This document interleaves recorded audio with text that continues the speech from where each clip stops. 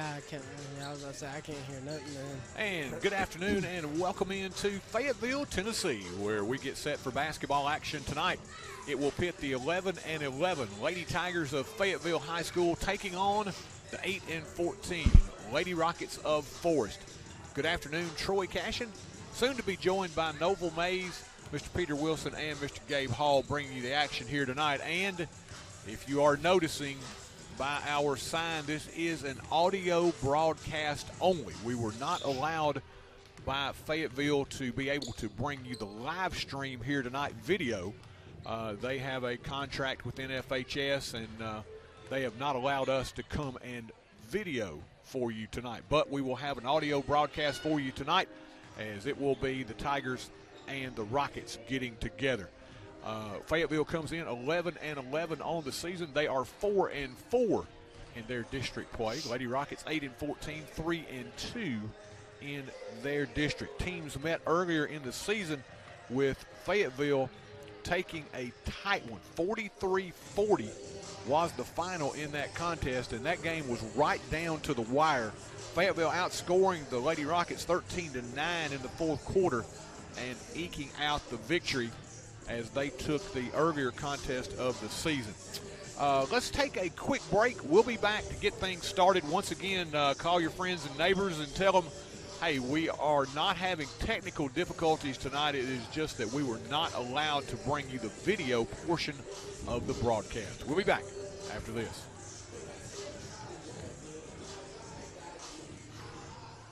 Hometown banking. It's having your decisions made by a bank right here in your town, not in another city, county, or even state. It's neighbors and friends who know your name and take the time to greet you when you walk in. It's modern technology such as online banking and mobile check deposits while still being able to talk to a living, breathing human. Come visit us at 4641 Nashville Highway or call us at 364-7888. First Commerce Bank, your first choice for hometown banking, member FDIC, and an equal housing lender. Moving forward with strong tradition. It's the town's motto, but it holds so true today. The town of Chapel Hill is balancing expanded growth with preserving the small town traditions that make it special.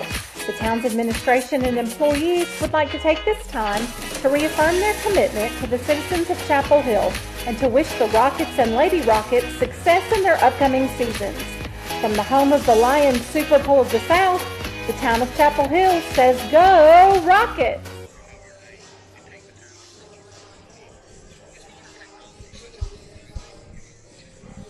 And welcome back as we get set for basketball action here in Fayetteville. The Lady Tigers and the Lady Rockets here on TC Sports 1. Do want to remind everyone our programming notes for you on Friday. We will be back at home as it will be senior night for the Rockets and Lady Rockets, as it will be Cascade rolling into town. It will be the final district contest of the season and, of course, the senior night celebration there for this senior class of young ladies and young gentlemen. So we'll have that broadcast for you on Friday. Then it will be heading into the district tourney. Right now, that tourney slated to start on Thursday and Friday of the following week. So we will not have a broadcast for you on Tuesday night, but we will be back with you. Looks like Thursday and Friday of the following week will be your district tourney. That will be held in Chapel Hill, thankfully for us. And also do want to point out the upcoming region tournament. First round will be at the higher seed, but those second round, they will be in Unionville at Community High School. So the trips will not be very far for the Rockets and Lady Rockets when we reach tourney season, and that is a most definite blessing for us as we get set to bring you these contests down the stretch to determine, of course, seeding. And this, once we get into the tourney, it will be, of course, at that point, we will bring you that, and we will have some sponsors for the video portion where we'll be able to bring you those tourney games as well here for free. So we've got some corporate sponsors that are going to step in and, as always, help us bring you that postseason action. So we'll have more details for that coming up in the broadcast ahead. But tonight, basketball action here from Fayetteville, as it will be Fayetteville City and the Rockets. Lady Rockets, as we said, they have been playing pretty good basketball as of late. They had a momentary tick in their run on Tuesday night, or on Friday night, excuse me, as Community came into Chapel Hill and played a tremendous game. They really won on both ends of the floor in beating the Lady Rockets by a score of 69-42. So the Lady Rockets looking to get back off the mat and start a new winning streak. They had won 4 in a row prior to that contest, and I'm going to go ahead and make a bold prediction tonight. Even though they lost that first matchup of the season to Fayetteville by a score of 43-40, and that was a game that was a little earlier in the season. That game, excuse me, took place back early in December the 6th to be exact. I'm going to say that the Lady Rockets have improved throughout this season enough that they're going to be able to take a victory tonight, and I'll go ahead and make the bold prediction that I'm looking for them to win here tonight by double digits. Now, there is one little piece of information that we did receive, is that Fayetteville will be without one of their better players. Autumn Nunemaker is the big post who had 18 points to lead them in scoring the first time these two teams played, not available, as she is no longer on this Lady Tiger squad. So that is a big hit to them. But looking back, it is a crazy game and a crazy season when you try to compare things. Fayetteville is 11-11 thus far this season. They are 4-4 in their district. And their district schedule is made up of a district that contains Cornersville, Huntland, Moore County, Eagleville, and Fayetteville. Some good girls basketball in that district. Now, looking at their records against some of the teams in that district would surprise you. They won against Huntland, 50-42. Huntland's had a good season. Here's one for you Forrest fans, Moore County. They beat Moore County a couple of games ago, 50-40 here at home. They've lost to Cornersville a couple of times, 37-36, and then a 5-overtime classic that they won, or excuse me, they won that contest against Cornersville, 83-82. I forgot. It was Cornersville that won the last contest by 1 point. Eagleville thrown into that mix as well, and you think how good Eagleville was against the Lady Rockets. Fayetteville blew them out. They beat them by 30, 68-38, and that's not that long ago. That game took place late in January the 24th. We know that Eagleville pretty well handled the Lady Rockets both times this season. So when you start trying to compare things, it really can kind of lead you wrong sometimes, because I really got to feel like coming in here, just from the eye test that we saw back in December, I got to feel like this Lady Rocket team has improved an awful lot, and I'm going to make them the favorite here tonight. And like I said, I'm going to expect them to win by double digits here tonight. But looking at the scores, it's got to kind of concern you a little bit, the way they have blown some teams out that have taken care of the Lady Rockets. But, of course, that is why you play them. And about 20 minutes from now, we'll lace them up, and we'll bring you some girls action here from Fayetteville City. As we wait on the arrival of Mr. Noble Mays, we'll take another commercial break. We'll return with more here on TC Sports 1.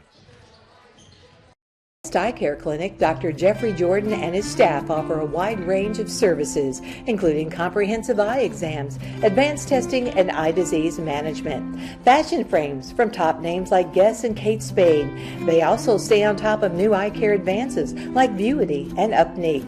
And that unique Dr. J touch that always leaves you with a smile until your next visit. Make your appointment at 359-4373. Advanced Eye Care Clinic, 815 East Commerce. Your one-stop shop to keep your vehicle running smooth is J&J Automotive. From routine maintenance like oil changes to brake repairs, tires and alignment, and exhaust work as well, J&J has got you covered. They work on gas and diesel engines. Call Vince or Matt Jackson at 931-364-5602 or stop by their location at 1791 Highway 99. Keep your vehicle in tip-top shape at J&J Automotive. Amigo's Mexican Grill is the place you'll find all your authentic favorites, from burritos to enchiladas to sizzling fajitas, all served fast and fresh. Dine in, order online, or call in your order at 364-2222. Also, Amigos has catering services available for your next big occasion as well. Good food, good times at Amigos Mexican Grill, 216 South Orton Parkway. Visit their other locations in Lewisburg and Spring Hill. Amigos, proud supporters of the Rockets. Lewisburg Animal Hospital serves the veterinary needs of Marshall County. They've grown to a 4-doctor practice specializing in small animal medicine. They offer advanced medicine, surgery, and nursing care in a personal and relaxed environment with the utmost compassion for their patients. For your pet's grooming and boarding needs, Maggie Roo Pet Retreat and Grooming Salon is located adjacent to the hospital. Call 931-359-5945 to schedule an appointment for your pet. Know that with Apex Banking Online, you can access your accounts, pay bills, and send money to friends and family anytime. Our online banking feature gives you the advantage of secure banking right from anywhere. With our mobile app and online services, banking has never been more convenient. We're here to serve you wherever you go. Visit us in Chapel Hill or call 931-246-7105. Member FDIC, Equal Housing Lender. Joseph Fowler and his outstanding staff are dedicated to providing the most effective, clinically superior physical therapy humanly possible. They make it easy to get back in the game by accepting most insurances, including Medicare. They specialize in total joint replacement rehab and orthopedic conditions. They'll help get your range of motion, flexibility, and your strength back. They even assist in dizziness and balance disorders. Get yourself back in the game at Benchmark Physical Therapy, 4654 Nashville Highway. And welcome back as we get set for basketball action here as we go old school here tonight. No picture, haven't done that in quite some time. We were not allowed by Fayetteville City to be able to bring you the live stream here tonight with the video. We will, of course, be able to bring you the audio tonight. And for next year, as Fayetteville will enter our district in basketball or our region in football, hopefully going to be able to work that out where we will be able to bring you the live stream for that. So we are in the process of trying to work on a few negotiations to get that done for you. But tonight we will not have a picture, but we will have the audio broadcast here for you tonight. As we get set, taking a look at the Lady Rockets. Lady Rockets have really come on as of late. As we said, they had won 4 in a row until they ran into that buzzsaw on Friday night as Unionville rolled in and community took care of the Lady Rockets. Lady Rockets have got to regroup here tonight. They get this final non-district matchup, and then, of course, you get Cascade back at home on Friday night. That, of course, is going to be – it came off. That will be the final district matchup for the season, and it will also be, of course, for the Lady Rockets, you want to get a little momentum heading into the district tournament. If you win that one, you go 4-2 in the regular season of the district, and should feel pretty good about yourselves at that point, as it will be at that point for the Lady Rockets heading in. They will finish comfortably in second place. You have to feel like, I really felt like on Friday night, they were going to be in a much better position to be able to deal with the Vi Queens. But Vi Queens, give them credit where credit is due. There will be, for them, a great job by coming in with Simmons and Mitchell. They really did what they needed to do in taking care of the Lady Rockets. But I think when you get into a tournament situation, that the Lady Rockets will be ready. Hopefully that was an anomaly, and we'll see the Lady Rockets improve here tonight and be able to carry some momentum into this upcoming district tourney. Lady Rockets taking the floor now. Fayetteville City will be decked out in their white uniforms tonight, the home whites with the tiger stripes down the side, orange and black numerals. Lady Rockets will be in their road blues tonight. For the Lady Rockets, one thing that they have definitely been able to accomplish here late in the season is they've been able to work in a full court setting. They've had the 8th graders come up, and they have provided a great boost of energy. They have been able to get into the game, and many of them have performed very well when they've been called upon, giving them some depth. And for the Lady Rockets, it has been that they have played very well since bringing up those young 8th grade ladies. Of course, maybe a little more competition for playing time involved. People step their games up, and the team has just simply played better since these young ladies have come aboard. They've given them much more versatility, and Coach Merle many more options than he had to begin with. He has been decimated by injuries and, of course, illness along the way. So hopefully they are getting themselves healthy and ready at the right time of the year to make a good tourney run. And, of course, that's what it's all about.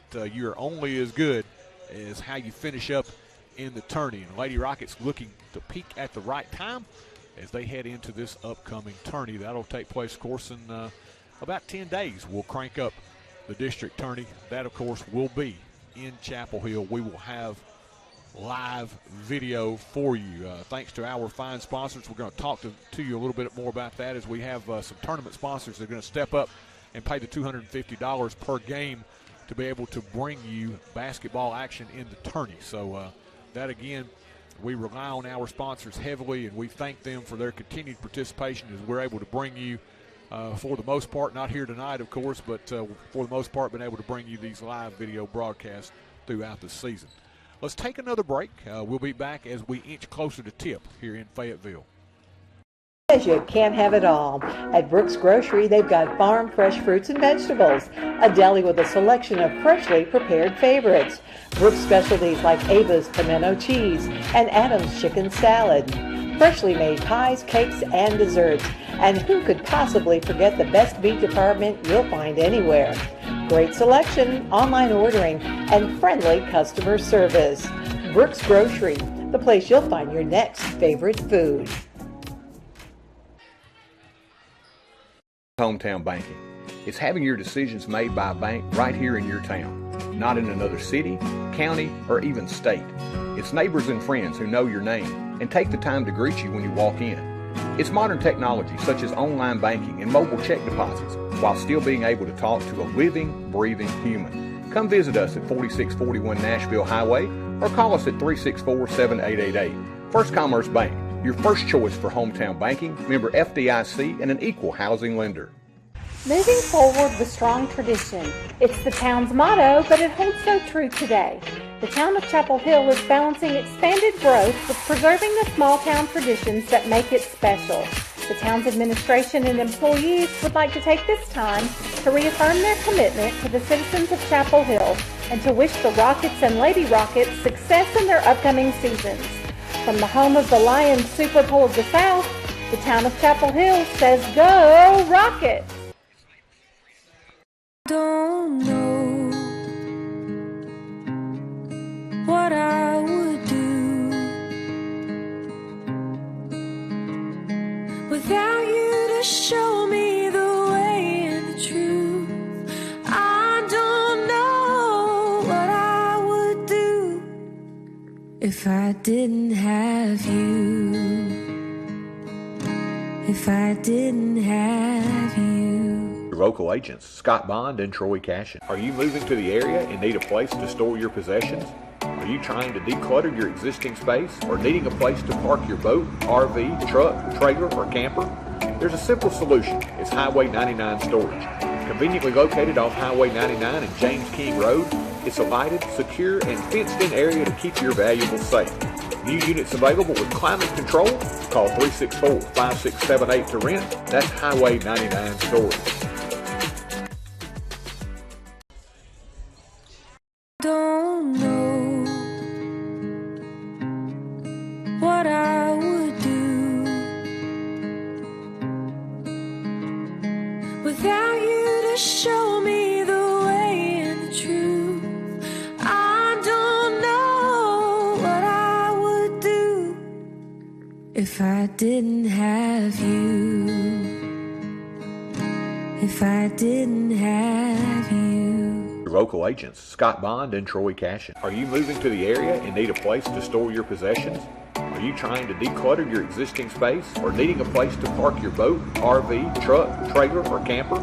There's a simple solution. It's Highway 99 Storage. Conveniently located off Highway 99 and James King Road, it's a lighted, secure, and fenced-in area to keep your valuables safe. New units available with climate control. Call 364-5678 to rent. That's Highway 99 Storage.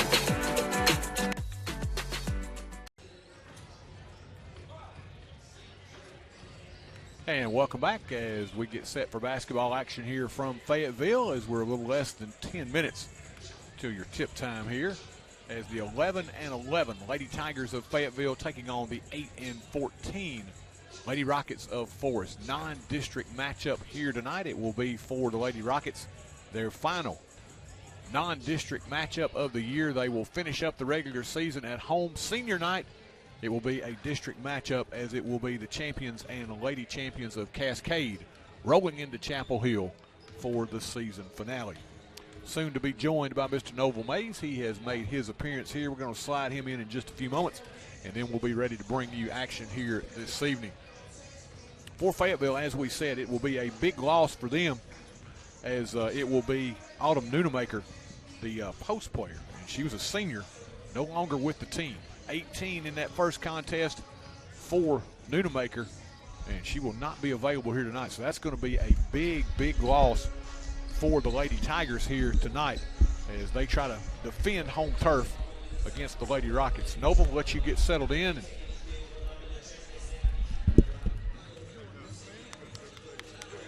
As we're going to have, I'm going to have to aggravate Noble here in just a minute. He's got one of his official friends that he's chatting with. Maybe this means that we're going to have, when we have a spot where we need a little confirmation, that you're going to be able to call your friend over and get some confirmation on the air, Noble. I tell you what, T. Roy, that is Mr. Frierson, and he is the one who ultimately decides whenever you see an official for a game. He's the one who assigns the official, and he's the young man who, if you have a little extra hop in your step or some type of Euro that is not official, he's the one who calls it. So that could be interesting tonight. That you keep an eye on him, because there will be some fans in here that will probably be upset with a couple calls, and everything he does is directly out of the book.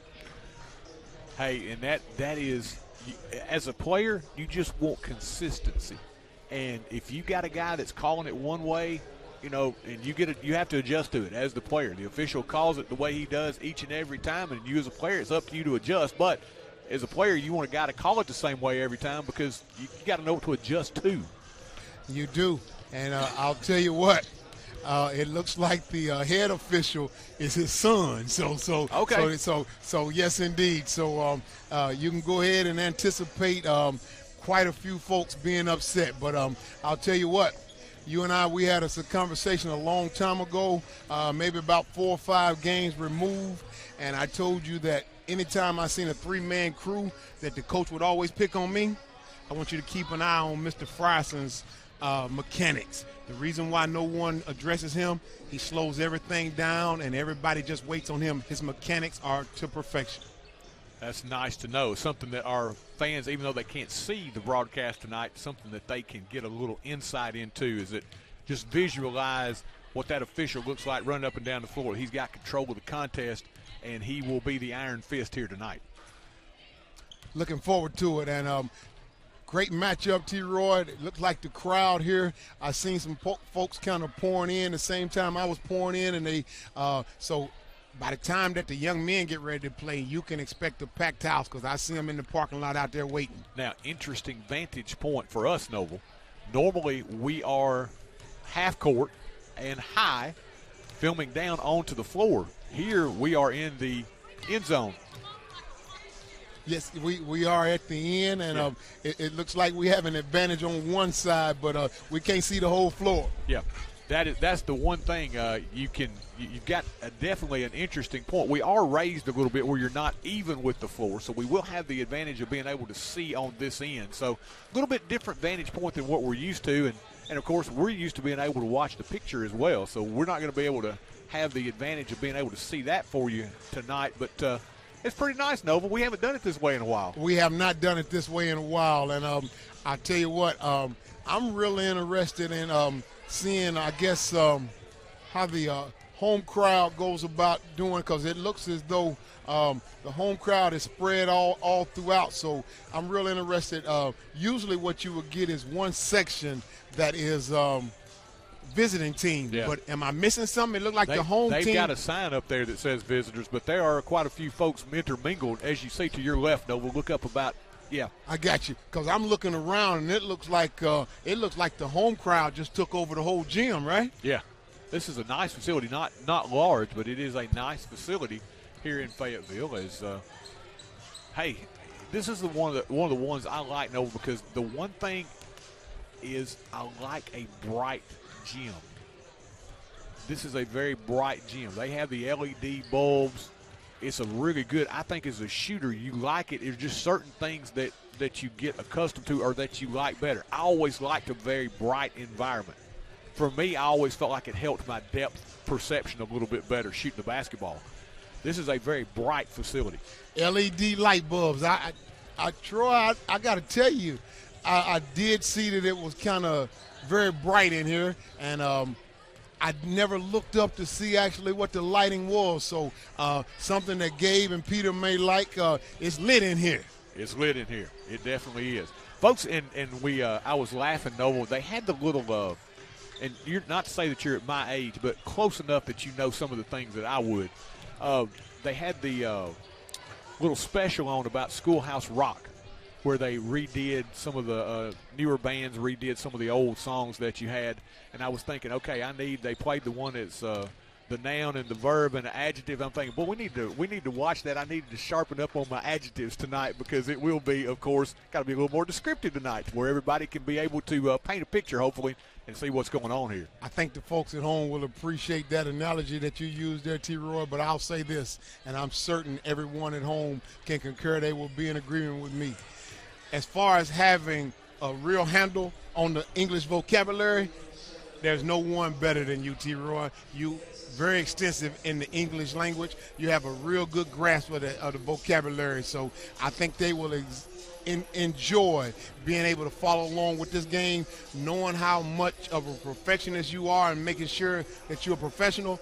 Since they don't have the video, you're going to make sure you go off in your archive and you're going to pull out that plethora of words that you have to make sure everything is descriptive. We're going to hope so. Let's take one final break. We'll be back to tip this one off here from Fayetteville after this. Funeral home and cremation services had its beginning in 1939 when Thomas H. Lawrence established the business.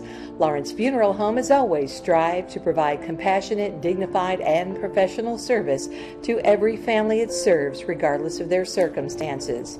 Lawrence Funeral Home pledges to the families of Marshall and surrounding counties to continue providing excellence in funeral service. In your time of need, our family is there for your family. Lawrence Funeral Home and Cremation Service. Stop in and visit Mac Equipment, your largest Exmark and Cub Cadet dealer in the state of Tennessee. Locally owned and operated in the heart of Chapel Hill at 109 North Horton Parkway, next to Southern Roots Hair Salon. Mac Equipment offers parts, sales, service, and rental. Their factory-certified technicians also service multiple brands of outdoor power equipment, making this a perfect stop for your future equipment repairs. Don't forget to visit our two other locations in Murfreesboro and Lewisburg. That's Mac Equipment. And welcome back. My good friend, Mr. Novel Mays, joining us here, as well as our newest additions, Mr. Peter Wilson, Mr. Gabe Hall. We appreciate their contributions. And Novel, folks, I have been honored and thrilled to have Noble join me during basketball season. It has been a great pleasure, and I just wanted you to know that, how much I have enjoyed having your presence here during the season. Well, I certainly appreciate it. Basketball hadn't been something I've been able to really dive into since middle school, so you've kind of brought back an excitement for me as well, T. Roy. But I'll tell you what impressed me the most and I enjoy is this opportunity to make these young ladies and these young men for the Rockets and Lady Rockets household names. And we will go to the public address announcer. We're about to have our national anthem and our starting lineups here from Fayetteville. Spectators can support their high school and scholastic program by refraining from derogatory or demeaning remarks and cheers. We hope you will enjoy the game that supports your athletes in a positive and sportsmanlike manner. We would like to remind you there is no sitting on the stage or standing directly in front of the stage, and also anyone going on to the court at any time will be asked to leave immediately. If you will now, please stand for the playing of our national anthem.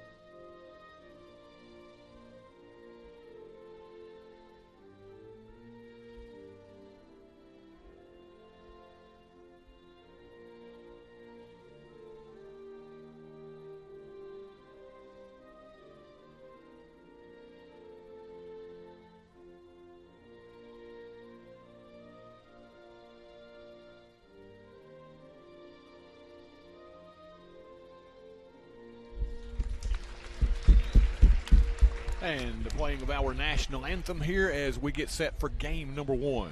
11-11, Fayetteville City, 8-14, Forrest. Ready for battle here tonight on TC Sports 1. And now your starting lineups.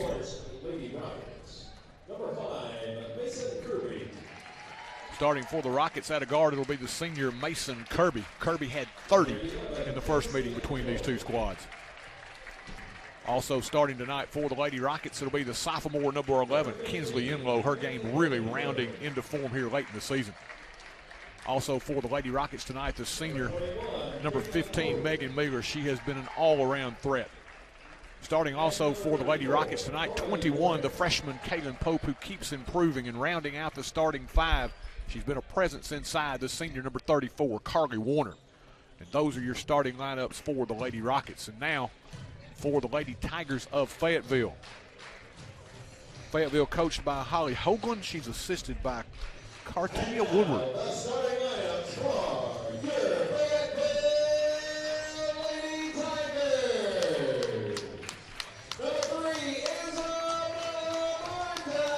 And starting for the Lady Tigers at a guard, it'll be the senior Isabella Martin.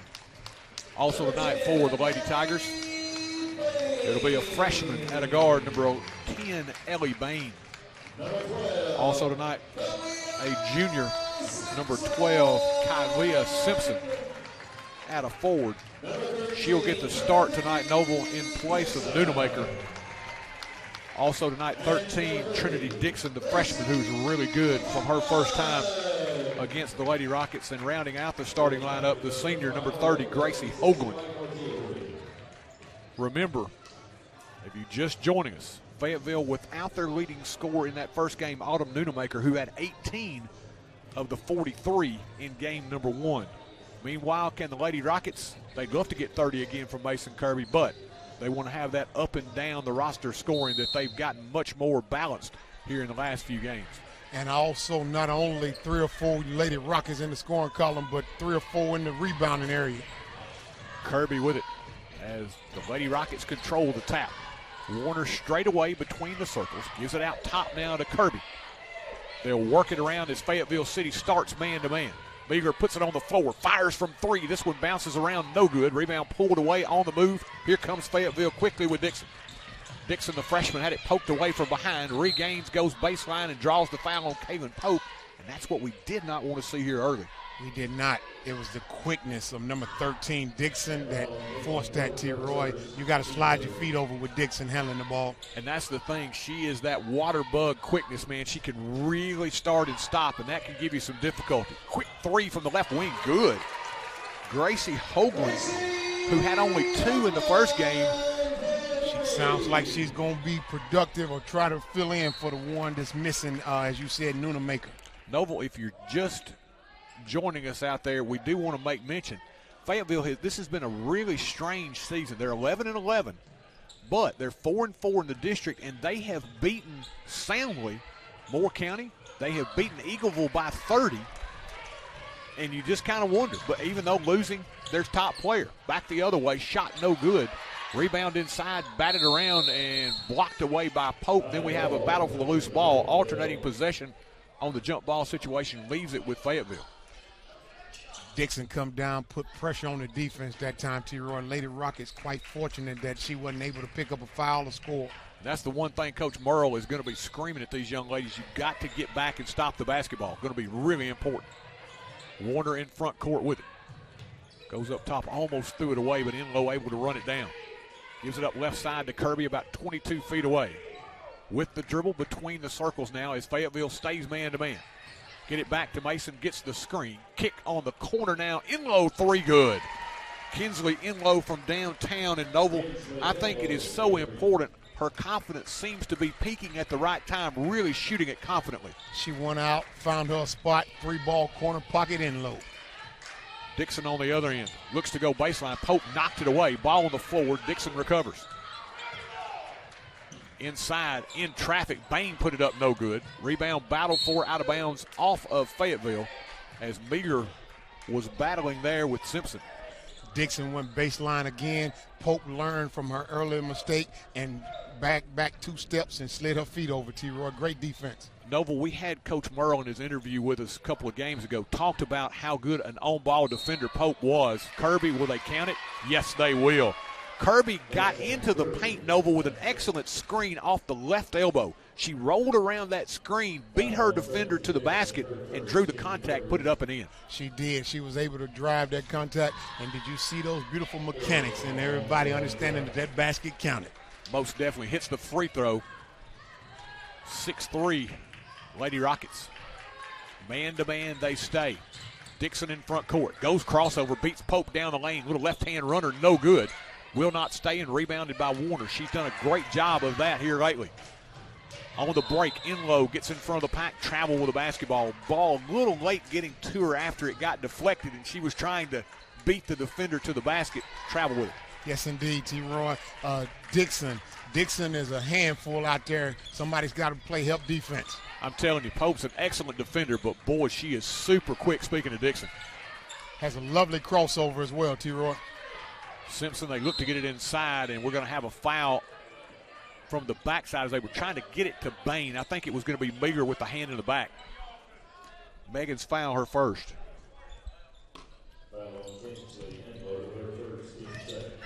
Inside, off the inbound, shot put up on the run by Dixon, no good. Rebound pulled away by Enlow. That time, doing a good job moving her feet was Pope. Now as Enlow goes crossover in front court, she's going to be fouled. That's going to be Martin with the foul. Isabella Martin, her first. Previous foul on the Lady Rockets was on number 11, Enlow, T-Roy, her first. Kirby having trouble getting it in. Finds Enlow, fires from 3, shot no good. Rebound bounced around into the hands of Warner, who will put it up, and we're going to have a foul inside, and that's going to be 2 quick ones on Isabella Martin. So back-to-back fouls on the senior Martin, and it will send Carly Warner to the line shooting a pair. 5:07 left here. First quarter. Toss on the way from Carly. This one back iron, no good. She'll get another, however. Warner, the senior, fouled in the act of shooting. Carly Warner, who has done a really nice job on the boards as of late for this Lady Rocket team, missed them both as that one wouldn't stay home. Carly has 1 offensive and 1 defensive rebound thus far, T-Roy. Martin will handle now in front court, matched up against Kirby. Give it up, Dixon. Lob inside, over the top. Nice catch by Bain, as that was a beautifully thrown lob over the top of the fronting defender, right into the waiting hands of Bain, who put it up and in. Dixon dropped it right in the little basket that was available. Enlow puts it on the floor. Martin has to give her space because she didn't want to pick up the third foul. Enlow blew right by her, put it up and in. Taking advantage of the situation. Kick on a wing. No foul called on the charge. Shot put up from 3, no good. Saved back in by Bain. However, she stepped on the sideline, so it will go to the Lady Rockets. Going back to Enlow, T-Roy, being able to take advantage of Martin having the 2 fouls.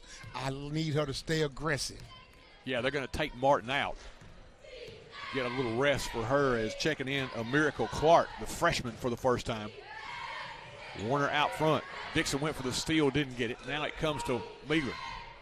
Meager on a wing, kicks it out front between the circles now. Mason Kirby with a dribble. Fayetteville City stays man-to-man.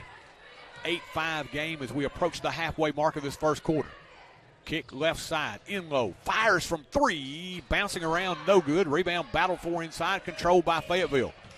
Clark on the outlet. Fayetteville quickly into front court. Get it cross court, Hoagland. Inside pass, Bain backed her way down, put it up, and drew the foul. Noble, that's one thing troubling here early is Bain has really been able to have her way and get great post position inside. She's just backing the Lady Rocket defenders inside and sealing them off right now. For the ones at home who can't quite appreciate what you just said, she's very deep, maybe about 5 feet away from the basket when she catches the pass. Exactly. She is getting it really deep in the paint. Excellent position for her to either turn and shoot or quickly go up, put it on the floor with a fake. Megan Meager will check out Samantha Hopkins, who got injured after having a great game at Spring Hill. Didn't get to play a lot on Friday. She'll check in early here for the first time as Bain 1 of 2. 8-6 now your score. Warner, Hopkins, Kirby, Pope, and Enlow, the 5 on the floor for the Lady Rockets. We got a traveling violation on Forrest as they brought it into front court. They were going to look for a little weave with Hopkins and Kirby and picked up the traveling violation. Keep eye on Hopkins down low. There's a lot of pressure on her. Inside, they lob over the top of Hopkins there, right into the hands of Bain again. And Noble, those entry passes are not easy, on point. I tell you what, you want to give Bain credit for positioning herself, too, with her body. In low between the legs out front. Kicks it on the left wing now to Kirby. Kirby puts it on the floor. Guarded closely by Hoagland. Here comes the trap. Out front, run down by Hopkins. Gives it up, Warner. Loads up the three. This one off the mark. Rebound pulled away by Fayetteville. Hoagland with the dribble. Fayetteville looking to run. Down the floor. Bain with a nice catch. Backs her way in. Shot no good as Hopkins got over there, got a hand in her face. Made the shot a little bit more difficult, but you've got to run the floor. Bain really working hard right now, trying to get herself free on both ends. She should be rewarded for the hustle to be able to be the first one down the floor. Fayetteville doing a good job fighting through. Now, speaking of Bain, trying to fight through those screens on one end and position herself on the other. On the weave, Warner gets it, goes down the middle, and she gets hammered. Noble, and you just have to imagine how this is working. They get the ball over on the right wing. Warner started. You've got a post player that is elbow position on the free throw line. Setting the pick, Warner starts in the left corner, runs around that pick, runs her defender into it. She's free on the other side. The ball's already on the right side, give them an easy look to her. So the defender's trying to catch up, and when they do, they foul Warner. And Warner, again, at the line, getting opportunities to be able to put points on the board. Warner hits the first free throw, Carly's first point of the night. Gives the Lady Rockets back the lead at 9-8. First quarter here in Fayetteville. Warner's second right down the center of the sack. Good. 2 for Carly. Lady Rockets back on top, and now we'll see a little pressure from the Lady Rockets. 1-2-2 zone variety here as Dixon weaves her way through it. She had Clark open, who could not handle the bounce pass down the lane. Dixon's tough to trap, Noble. She certainly is. I tell you, I don't know. I could be wrong. I don't think we've seen anybody quicker than her in the girls' game this year, have we? I'm not sure we have, and the thing about it, the scary thing about it is she's a freshman. Wow. In low up top. Hopkins calling for it down low. Backs down, goes to the left hand. May have gotten contacted, no foul. Rebound kicked around out of bounds. It will be off of, I think, the Lady Rockets. I think it's going to be Fayetteville City ball, but we've got an injured Lady Tiger down on the floor diving for that loose ball, and I believe that's Dixon, Noble. That's Dixon. That's her. That's her getting a great deal of attention from the coaching staff and the training. And that would be a huge loss for the Lady Tigers, as she has been their do-it-all cog thus far. Handle the ball, penetration. She's been able to get free and dump to awaiting teammates, open them up.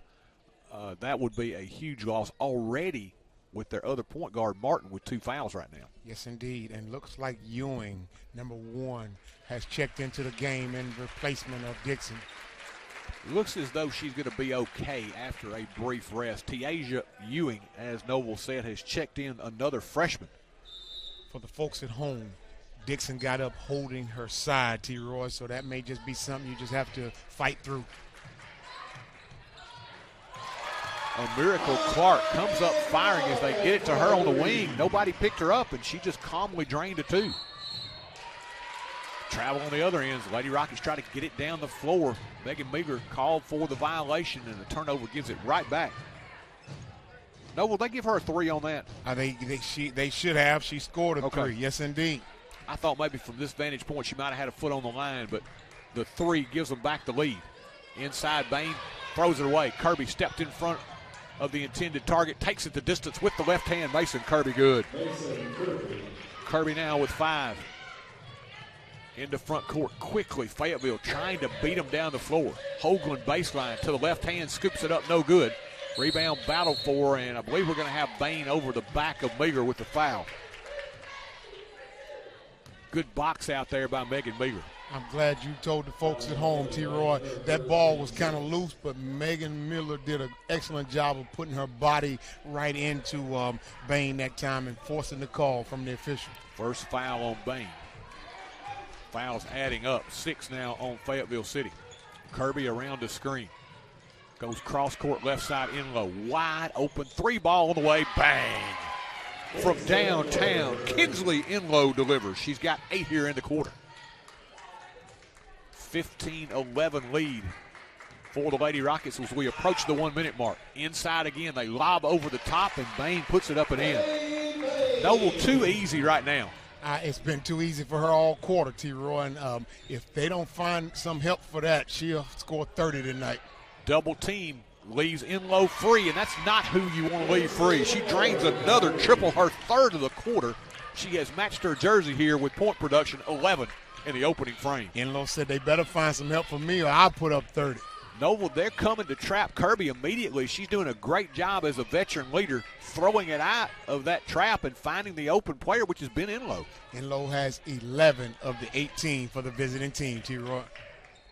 Fayetteville's going to hold for the final shot. 20 seconds and counting here in the quarter. Now the Lady Rockets will switch defenses. They'll come into the man here. Fayetteville in the corner, try to lob over the top. This time Hopkins over to pick it off with time. 10 seconds left in the quarter. Warner in front court. Enlow with 5. Kinsley put it on the floor. Backs up now Meager. Long three. Tried to get it inside to Hopkins, and it ran out of time. Good look by Meager, but just not enough time at the end of the quarter. 1 quarter in the books here. Your score after one, it's Forrest 18 and Fayetteville 13. Hometown banking. It's having your decisions made by a bank right here in your town, not in another city, county, or even state. It's neighbors and friends who know your name and take the time to greet you when you walk in. It's modern technology such as online banking and mobile check deposits while still being able to talk to a living, breathing human. Come visit us at 4641 Nashville Highway or call us at 364-7888. First Commerce Bank, your first choice for hometown banking, member FDIC, and an equal housing lender. Moving forward with strong tradition. It's the town's motto, but it holds so true today. The town of Chapel Hill is balancing expanded growth with preserving the small town traditions that make it special. The town's administration and employees would like to take this time to reaffirm their commitment to the citizens of Chapel Hill and to wish the Rockets and Lady Rockets success in their upcoming seasons. From the home of the Lions Super Bowl of the South, the town of Chapel Hill says, "Go Rockets!" And thanks for tuning in. As you are well aware, audio broadcast only, not allowed to bring the video stream to you here tonight. As the Lady Rockets looking to add to their lead as they get it first here in the second quarter. Kinsley Enlow out front, closely guarded by Martin, and she's got to be careful. She's got 2. Got it to Warner on the wing, and the official said she drug her pivot foot, travel with it. Carvey not happy as she comes back down the floor discussing it with Kinsley Enlow. Dixon back in the game for the Lady Tigers, T-Roy. Bain matched up inside now. They've got Megan Skaggs into the contest for the first time as Hoagland fires from 3, no good. Rebound cleared by Martin. Second chance here for the Lady Tigers. Firing from outside, Dixon, no good. Rebound into the corner. Skaggs will let it go out of bounds, and it will go to the Lady Rockets.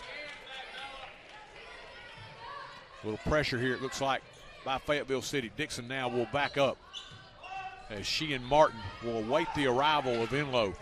Enlow comes right side, goes cross court into the left corner. Now back up right side on the wing. Enlow from 3, no good. Rebound pulled away. Here comes Dixon, center of the floor. Got to pick her up. Dixon all the way into the paint, and she'll draw the blocking foul. That time, 2 Lady Rockets got back. It was Enlow and Warner. Nobody decided who was picking up Dixon, and she blew right between them, drew the foul on Carly. And she will force the issue, T-Roy. It does not matter if it's 1-on-2 disadvantage Dixon. She can even up those odds with her quickness. You're right. She can definitely make those odds even pretty quickly. Misses the first of 2 here. As Mason Kirby, after a brief break, she'll check back in. Downtown Josie Brown, number 22, the freshman in for the first time. And T-Roy, it all depends on how Dixon shoots this free throw. She may be somebody you may want to foul all the rest of the game. Second toss good by Dixon. Just as I said that, right? She was 0 of 2 at the stripe last time. Didn't shoot much in the opening game. Brown against the pressure. Throws it away as she tried to get it to Warner. Hoagland, however, could not hang on to it. She dropped it. Well, they're going to say the Lady Rockets got a hand back on it, I guess. Knocked it away from Hoagland. We'll go back Fayetteville City's way. Let's keep the ball away from entry pass to Bain, T-Roy. Bain trying to work and just slide her way down that paint. Martin in the right corner, she traveled the basketball. And Noble, there's your call. That little hop that Martin did when she got the basketball, that little hop step. And the official, as you said, great insight, called it immediately. And I don't want to get ahead of myself. It's going to frustrate the boys' game. Yes. Warner, nice bounce pass inside. Skaggs with the bucket and one. Really nicely done, Noble. They have thrown over the top of the pressure. Fayetteville really coming hard as you get to half court. Lady Rockets have thrown over the top and got numbers. That time they did the same thing. Left side of the lane, it was Warner, drew the defender after they had beaten the initial press, got it to Skaggs, who scored the bucket, drew the foul, but could not convert the free throw. But Megan on the board makes it a 20-14 game. Lady Rockets. Brown knocks it away. Martin goes back into rear court to retrieve. Good hustle by Josie there. Now Dixon goes crossover. She is super quick. Kicks it now to Hoagland. Open three, no good. On rebound, controlled by Skaggs on a nice box out. Really good job by Megan Skaggs. Hadn't gotten a lot of time lately, and she says, hey, Coach Merle, I want some more. Going to have to give her more time. Oh, nice block by Bain. Meager got down the lane, took it right at Bain, who blocked it away, started the break, and Hoagland will finish. That was a tough block. Bain came from one side of the lane to the other. Got the block on Meager, started the break, and the payoff to Hoagland. They got the break running quickly also, T-Roy. Warner in front court as they break the pressure again. Meager on the cross-court pass, fires from three, no good. Rebound pulled away by Hoagland. Put that bridge out there to Brown. If she had contacted her, that had to be an offensive foul. She's like, I'm not going to let you get it anywhere close to me. Dixon fires from three, good. That was a quick release as Brown trying to get to her, covering up defensively. And Dixon just unloaded that one in a hurry. Tell you how quick it was. Certainly not a jump shooter. She didn't even move her feet, T-Roy. She just took the ball, used all upper body strength. Just pushed that one. The 8th grader Sadie Smith in the game for the first time. Again, the pressure. Kirby with it in front court. Mason goes cross court, left side. Brown loads up the three. This one too strong. Rebound battled for out of bounds to Fayetteville City. Noble, if you can picture at home, Fayetteville City really coming after you as you approach the half court mark. The press is coming for the double team. Well, you can throw out of it and find someone open. The Lady Rockets have done that, but then they've gone back across court, making those defenders work again. Gotten some open shots out of it as Martin fires from three and scores. Isabella Martin for the first time, and now suddenly Fayetteville has heated up from downtown and take the lead at 22-20. Worth noting, T-Roy, Coach Merle has done a great job of posting inside on Bain. Got 4 Lady Rockets against them. They're going to shoot the perimeter, Lady Tigers will. Pressure again. Kirby in rear court. Mason across the time stripe now. Brown right wing. Draws the double team. Out top now to Kirby. Beats the defender, pulls the trigger from 18 and scores. Mason Kirby with 7. Nicely done. City went for the steal, didn't get it. That left Kirby wide open. Mason is perfect from the floor. I know every time I say that, you think I jinx her, but she hadn't missed a shot all night. Hey, she's good enough she can overcome that. I agree with you. Dixon cut off by Kirby. Pass sails over the head of Simpson out of bounds, and that was a good job by Mason moving her feet. I didn't realize it, T-Roy. I've been caught up in the game, but the score managed to find its way to be tied. 22 apiece here as we approach the halfway mark of the second quarter. Once again, that 2-1-2 zone pressure broken by the Lady Rockets, and Smith, as she got into front court, traveled the basketball. Going a little too quick, took a couple of steps before she put it on the floor.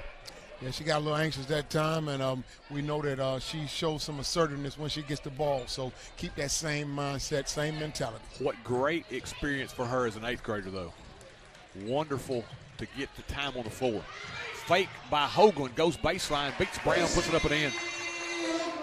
Hoagland faked back toward the top of the circle, went baseline, beat Josie Brown, and scored the bucket. Looked like Hoagland is left-handed, so you got to play her to the left side, T-Roy. Kirby against the pressure, breaks it into front court. Here comes the double team. Picks up the dribble, fires it now to Enlow. Cross court right corner. And they're going to say that one off Brown, but I didn't see her touch that one over. We had a pretty good look at that one from our vantage point. I don't disagree with you, T-Roy. What I always like to do is look at the player, and Brown didn't look like she had an issue with it. She didn't look like she had an issue. Oh, okay, I got you. Lady Tigers tipped that pass, and I thought it went under Brown's hand. Kick back right side on the other end. Miracle quick three. No good. A Miracle Clark. Rebound pulled away, and here comes Kirby, center of the floor. Mason pushing it. Blows by Hoagland, puts it up and in.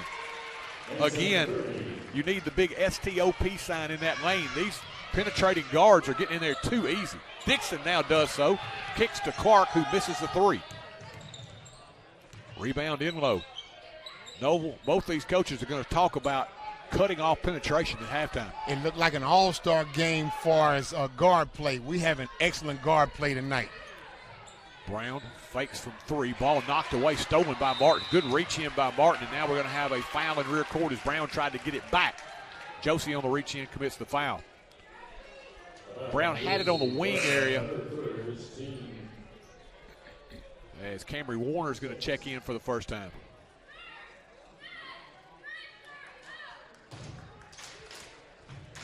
So Warner, long awaited for her.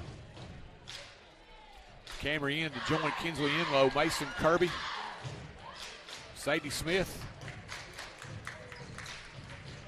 And Megan Skaggs. They try to go over the top again. Skaggs, that time that's a tough call. No, she had her hand kind of in the back of Bain because Bain was trying to back her down. The pass came over Bain's head, but Skaggs still had her hand down in that lower, had the arm bar in the back, and they tag her with a foul. I'm glad you called it what it's called, T. Roy. They put emphasis on that about 3 years ago. Anything with an arm bar or a thigh to the backside is going to be called. Bain missed the free throw. Skaggs will clear the rebound. Back the other way quickly, Mason Kirby. Dixon tried to steal it away as she gives chase now. Kirby in front court. Mason now picked up by Isabella Martin. Kick left side, Smith. They leave her free. She'll take the three. Bang! What poise for the 8th grader. Not afraid of the moment at all. Bangs down the triple and gives the Lady Rockets back the lead. Told you need her to keep that same mentality, Smith. And we got a 3-second violation this way. You've seen Smith and you've seen Hobbs get some playing time here. We've also seen Borba get a little bit of action. So these young ladies beginning to make a presence felt for themselves here and earning some more playing time. And I like the way you said earn it. They deserve this time. Enlow over the top. They beat the pressure. Passing underneath. Knocked away. Picked back up by Skaggs. Now Kirby in the lane. Little floater over Bain. Good. That was a tough shot by Kirby. You just imagine, Noble, she got one bounce in the paint. Bain coming right at her and flipped it over the top. Dixon to the left hand the other way.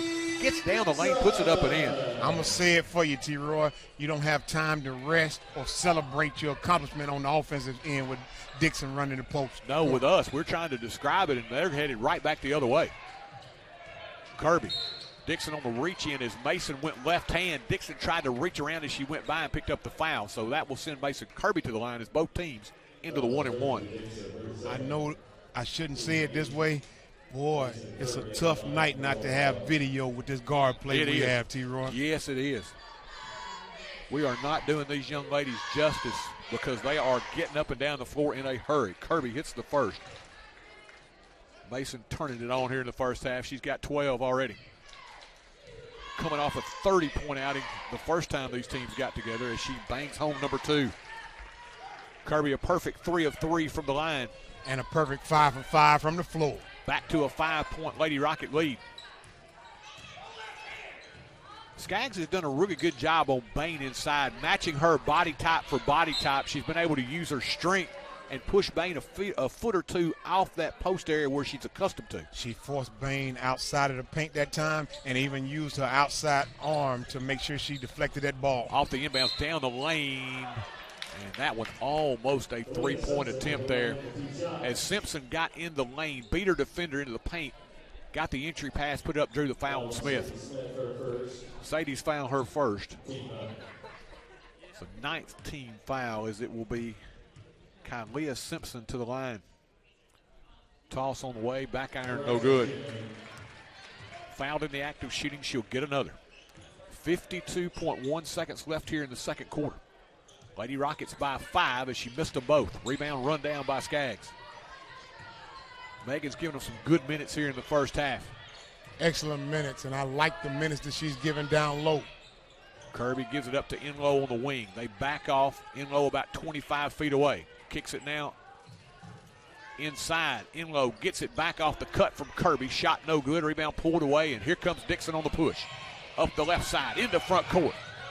Cut off by Kirby. She'll step back, take a quick two, no good. Rebound battle for control by Simpson.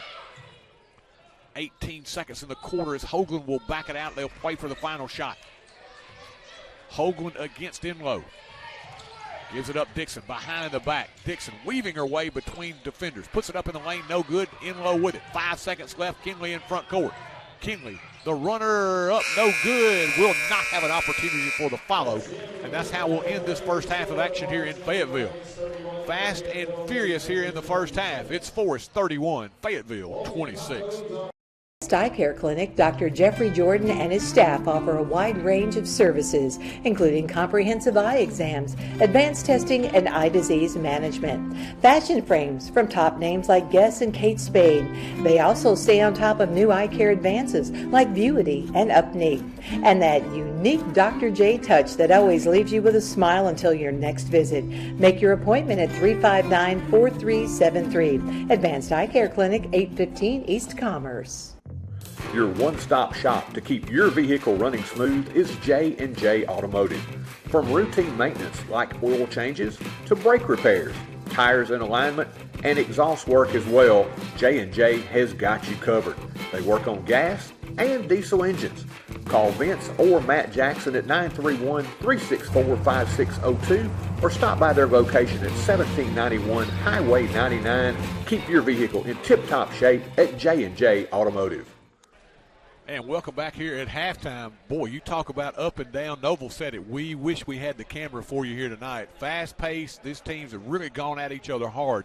5-point Lady Rocket lead here at the break, 31-26. We are joined by Rocket head basketball coach, Mr. Shane Chapman. And Coach, expect more of the same in game number 2. You know they're going to want to get out and run. I guarantee it. They're going to get out and try to run the floor a lot. They got some good kids. They got a lot of length. They got a lot of size. A lot of athletes on the floor. They're going to run out there 7 or 8 deep that can go, and they're going to pressure the ball. They're going to run it as much as they can up down the floor, and hopefully we can run it with them. You know, and here's the thing. I mean, with the competition level that you've seen, this is just another in a long line of teams that can play that style. So it's not like you haven't seen it, and it's not like you're intimidated by seeing great athletes. Sure, and, you know, that's what we've kind of put these in, sprinkled them in through our schedule so we could kind of use it as a measuring stick, getting ready for region play, you know, with those metro teams who play up in Nashville. And that's what we're looking for, just to kind of see what else is out there, see the athletes that we're going to see in the region. And get out there and see the length and see that the pressure. They're going to go 90 feet, you know, all the way around the floor. They're going to try to double team. They're going to run and jump. Going to do a lot of things. And our guys just got to be basic, take care of the basketball, be extra fundamental, box out, and do those things. And maybe we'll have another shot like we did the first time. You don't get an awful lot of time this late in the season maybe to work on things that you want to. But heading into maybe you get a couple extra days next week heading into the tournament. Down the stretch, what are the things you see that to be a threat in the tourney that you got to be a little better at? You know, one thing we've got to do a lot better job of is being in help side and then rotating around the help side and getting into our box out spots. You know, due to our size and things like that, you know, we've got to do a better job of being in position to get box outs. And if we don't get the box out, you know, maybe get guys over the back and things like that on the defensive side. You know, we've done some things. We put in a few wrinkles in some of our defenses here and there. You know, we've got 3 or 4 different zones. Just making sure that we're all on the same page on the defensive side of the ball. And then on the offensive side, you know, just take care of it. You know, a lot of teams will try to pressure us. A lot of teams will try to get us to you know, move the ball too quick and things like that. But we got to take care of the basketball, be very patient, look for the good, easy shot. And when that open shot's there, we can't hesitate. We got to let it fly. The girls have really had some success being able to integrate these young 8th graders into the lineup, get some more bodies in. For you, it seems like at this time of the year, I was really encouraged by the performance of the young man that wore the baller chain after the game, Mr. Ben Villazon. Had a really nice game. Those are the kind of things that you want to see him game in and game out. I really feel like you're beginning to get some more contributions from those guys that are coming in. You know what you're going to get with Josh Rumley. He is going to not let anybody outwork him. He's going to be on the floor after every loose ball. He's going to pick you up because he's going to work hard enough. Other guys have to keep up with his intensity. But I feel like you're beginning to get some guys now that you have more of a situation where you're not just looking for one person, that you've got Porter, you've got Bray McCown, you've got guys that can score now and have begun to get a little bit more of a rhythm on the offensive end. And it's been a long time. I mean, I feel like it's been a long time coming to get those guys to kind of buy into what their roles are, especially this season. I knew, coming in that we would have to get Davin to carry a lot of the load on the scoring side, and then Bray has come on.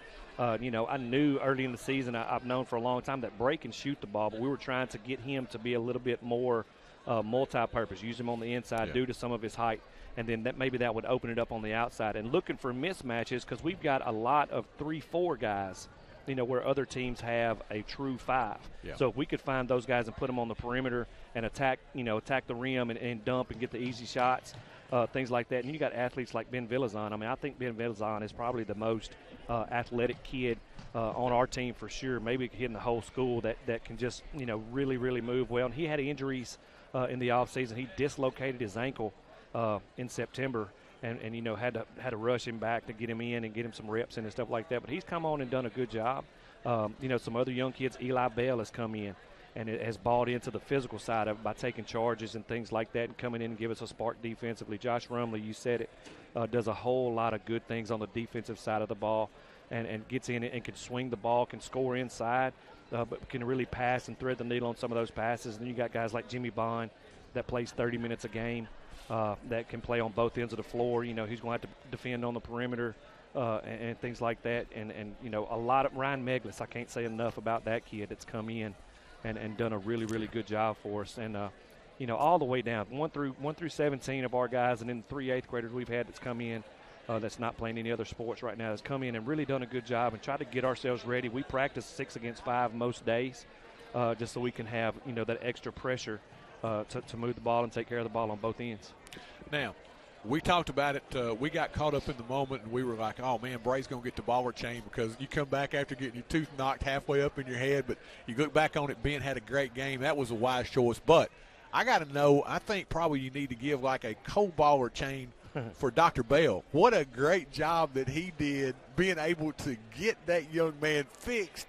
And he got back into the game. Now, that is crazy. And I wanted to reward Bray for his effort. He could have stayed home and could have went to the dentist. And Dr. Bell, solid move on his end, helping take care of our guys. We didn't have a trainer with us that night. And Dr. Bell come straight over there, run him down the street to his dentist's office, glued his tooth back in, gave him some numbing medication to make his tooth not hurt as bad. And, I didn't expect to see Bray come back. And when I saw him come back in the side door, he was trying to talk to me, and he was spitting all over me because his mouth was numb. But, he come back in and said, Coach, I want to get another shot. And I said, absolutely. You got to reward a kid for that kind of effort. Yeah. And he was my vote for the baller chain. He was. But I was outvoted by a couple of other guys, and Ben very, very deservingly got it. Bray done an excellent job, and Bray's going to have it. I mean, it's going to be, the baller chain is going to be coming out a lot more with this group that we have coming up. And throughout the tournament, we got a lot of good things coming. We've got some things, that we're playing close to the chest that we're going to try to drop out in the tournament, maybe to make a run, maybe to, some things that people have not seen from us, kind of like we did last year. We kind of floated under the radar and had a chance to beat Unionville right there at the end of the game, and just fell just 3 points short in the second round of the district to get us to a district championship game. We're going to probably see Grundy in that 2-3 game at our gym. With a chance to get to the district championship and surprise some folks and set us up for success in the region. Coach, we're looking forward to what you can do here tonight. Appreciate it, Coach. Go Rockets. Coach Shane Chapman here with us at halftime. Always appreciate him joining us as teams back out on the floor as they'll go through a final couple of paces. Let's take a break. We'll be back with second half action here on TC Sports 1. Amigos Mexican Grill is the place you'll find all your authentic favorites, from burritos to enchiladas to sizzling fajitas, all served fast and fresh. Dine in, order online, or call in your order at 364-2222. Also, Amigos has catering services available for your next big occasion as well. Good food, good times at Amigos Mexican Grill, 216 South Horton Parkway. Visit their other locations in Lewisburg and Spring Hill. Amigos, proud supporters of the Rockets. Lewisburg Animal Hospital serves the veterinary needs of Marshall County. They've grown to a 4-doctor practice specializing in small animal medicine. They offer advanced medicine, surgery, and nursing care in a personal and relaxed environment with the utmost compassion for their patients. For your pet's grooming and boarding needs, Maggie Rue Pet Retreat and Grooming Salon is located adjacent to the hospital. Call 931-359-5945 to schedule an appointment for your pet.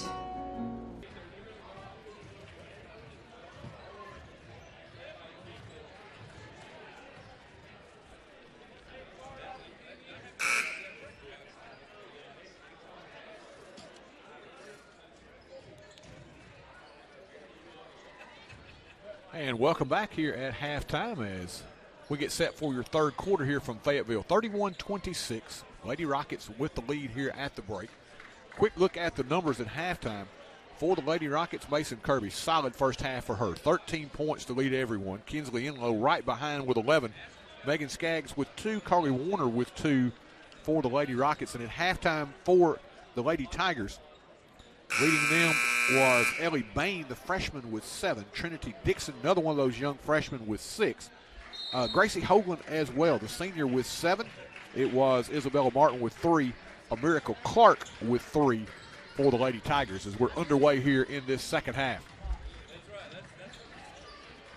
Out front, Dixon with it. Gets a screen. Kirby quickly over to pick her up. Now Martin with it. Top of the circle is Enlow, will back off, give her the 3. Try to help out inside. They try to go inside to Bain again. Knocked away this time by Pope, who was fronting her very nicely. Turnover back to the Lady Rockets. Kirby faces up against Hoagland. Noble, this opportunity, they're playing right in front of us here. We get a good opportunity to watch the Lady Rockets offensively here. Brought it right into our living room, T-Roy. Kirby out front straight away, just beyond the arc. Kinsley Enlow. Back on a wing now to Kirby. Meager, they went for the steal. Megan gets into the paint, little pull-up 10-footer good. Again, sometimes, Noble, you go for that steal. Sometimes it works out, sometimes it doesn't, just like there. Dixon didn't get it, left off Meager open for the jumper. I appreciated Miller's ball control. She stopped and took the little 8-foot jumper. Dixon in the paint, weaves her way inside and draws the foul. Noble, she is so good with her body. I mean, her dribble is really quick. Her quickness of her legs and her body movement, man, she can get to the spot very quickly. Talk basketball for me, T-Roy. I don't know the answer to it, so I'm asking. If you take somebody like Dixon with her quickness and she plays the whole game and scores no points, tell me the advantage to that. Defensively, she can impact the game. If she doesn't score a point, she missed a couple there, but she can impact the game with her quickness. She just really makes you work hard. But I want her, as they're doing with her, take it down the lane, let her see if she can draw some fouls. Warner gets inside. This ball will be kicked off of Bain. Dixon got a hand on it,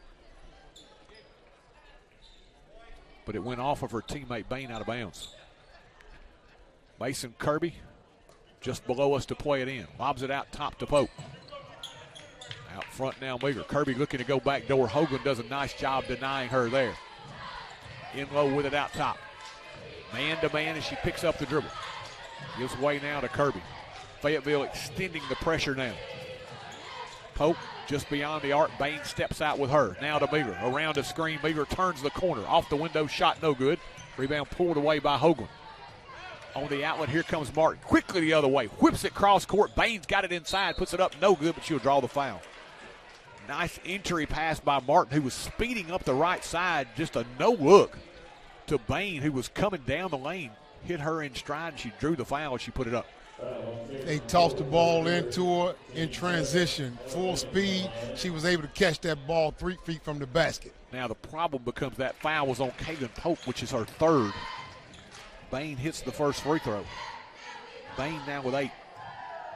Lead is 5, 6:05 left here in the third. The second toss too strong, pulled away by Kirby, and here comes Mason on the move. Mason says a little time about fair play. I'll push it the other way. Gives it up, Enlow, fires from 3. This one back iron, no good. Bain over the back of Pope for the rebound. On the outlet, here comes Simpson. Simpson will slow it down a little bit, tried to get it to Bain behind her and picked off by Kirby. Kirby against Martin, all the way under, puts it up and in. That could have been and one as Martin slid herself underneath Kirby to try to throw her off. I thought she got enough of her. They were going to call the foul, but Mason made the basket anyway. I certainly thought, based upon the positioning of the official, that contact was going to be called. T-Roy. Kirby now with 15 is a Miracle Clark with it out top for Fayetteville. Lady Rockets by 7 at 35-28. Hoagland will pull the trigger off the move from three. It's good. Hoagland, who had only 2 in the opener between these two teams, in double figures now with 10. And that was a tough three. Warner challenges Clark in the lane, lost the handle out of bounds, and will go the other way. Carly turned the corner, and I think she was waiting for Clark to kind of challenge her physically. And when Clark backed off, when Warner had made that hard turn, just kind of lost the handle. She was kind of bracing for contact almost. The chair kind of pulled out from under a little bit. Dixon on a wing about 20 feet away, picked up by Meagher. Meagher's giving her a nice cushion here. As she'll leave it back up top now with Martin to set the offense. Dixon with it, right corner. Whips it back on a wing, Hoagland, and Hoagland travel with it. I want to go back to Miller playing off of Dixon. Excellent defensive call. I don't know if Coach Merrill put that in or Miller decided herself. You don't have to worry about Dixon taking too many threes, but she certainly will beat you off the dribble. That was a Troy Cashin defense right there. Give them plenty of room because I'm not quick enough to stay with you. Meagher's a much better athlete than I am, but giving Dixon some room is wise either way. Dixon blows down the lane off the steal, put it up and in, and drew the foul on Kinsley Enlow. My goodness, Noble, what quickness by Dixon. And that's why I asked you, T-Roy, if you let her play the whole game and still don't get any points from her, what is the benefit of that? Because she puts pressure on the defense the whole game. She is a game changer because, as you said, Noble, she puts pressure on you every time on both ends. Every trip down, T-Roy. Trying to complete the three-point play. Shot no good. That has been her Achilles of the night. Just 1 of 4 from the line. Back the other way. Enlow flips it up, and she'll draw the foul as Simpson tried to get underneath her. Commits the foul.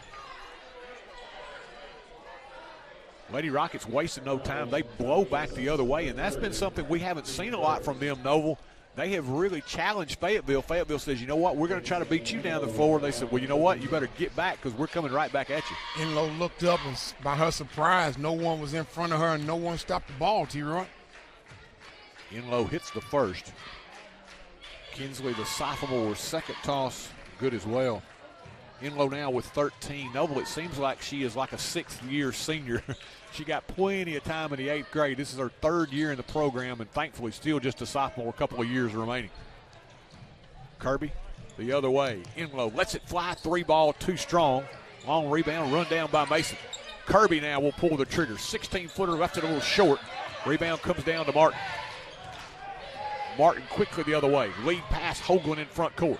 Hoagland puts up a wild runner, no good. Rebound pulled away by Enlow. Not a good shot there. Enlow weaving her way into front court. Kinsley gives it up now to Meagher, gets it right back. Enlow taking a deep breath now to Megan Skaggs. Skaggs, who gave him some good minutes in the first half. Nice pass inside to the cutting Meagher, who puts it up and draws the foul.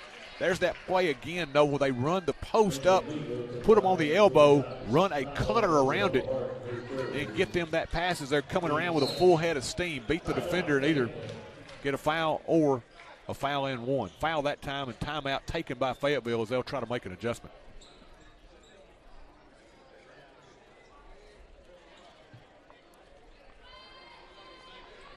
You can't have it all. At Brooks Grocery, they've got farm fresh fruits and vegetables, a deli with a selection of freshly prepared favorites, Brooks specialties like Ava's pimento cheese and Adam's chicken salad, freshly made pies, cakes, and desserts. And who could possibly forget the best meat department you'll find anywhere?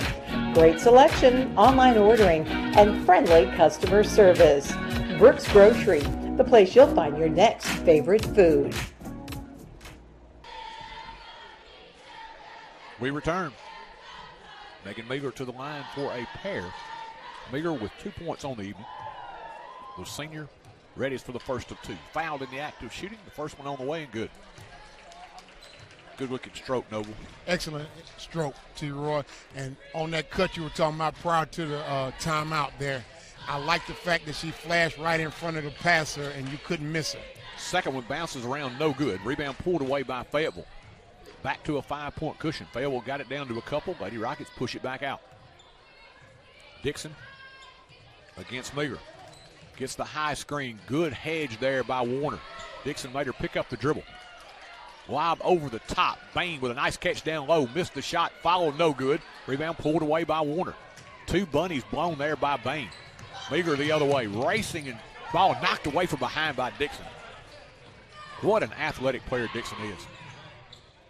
Dixon had her pass knocked away. She tried to go with it on the right side. Warner will pick it up for the Lady Rockets. Dixon's quickness just game-changing.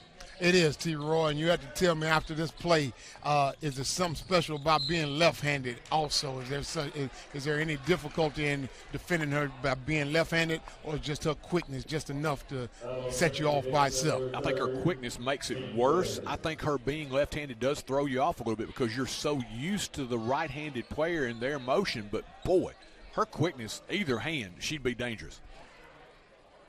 Kirby throws it in. Meager backs in against Simpson, puts it up and scores it.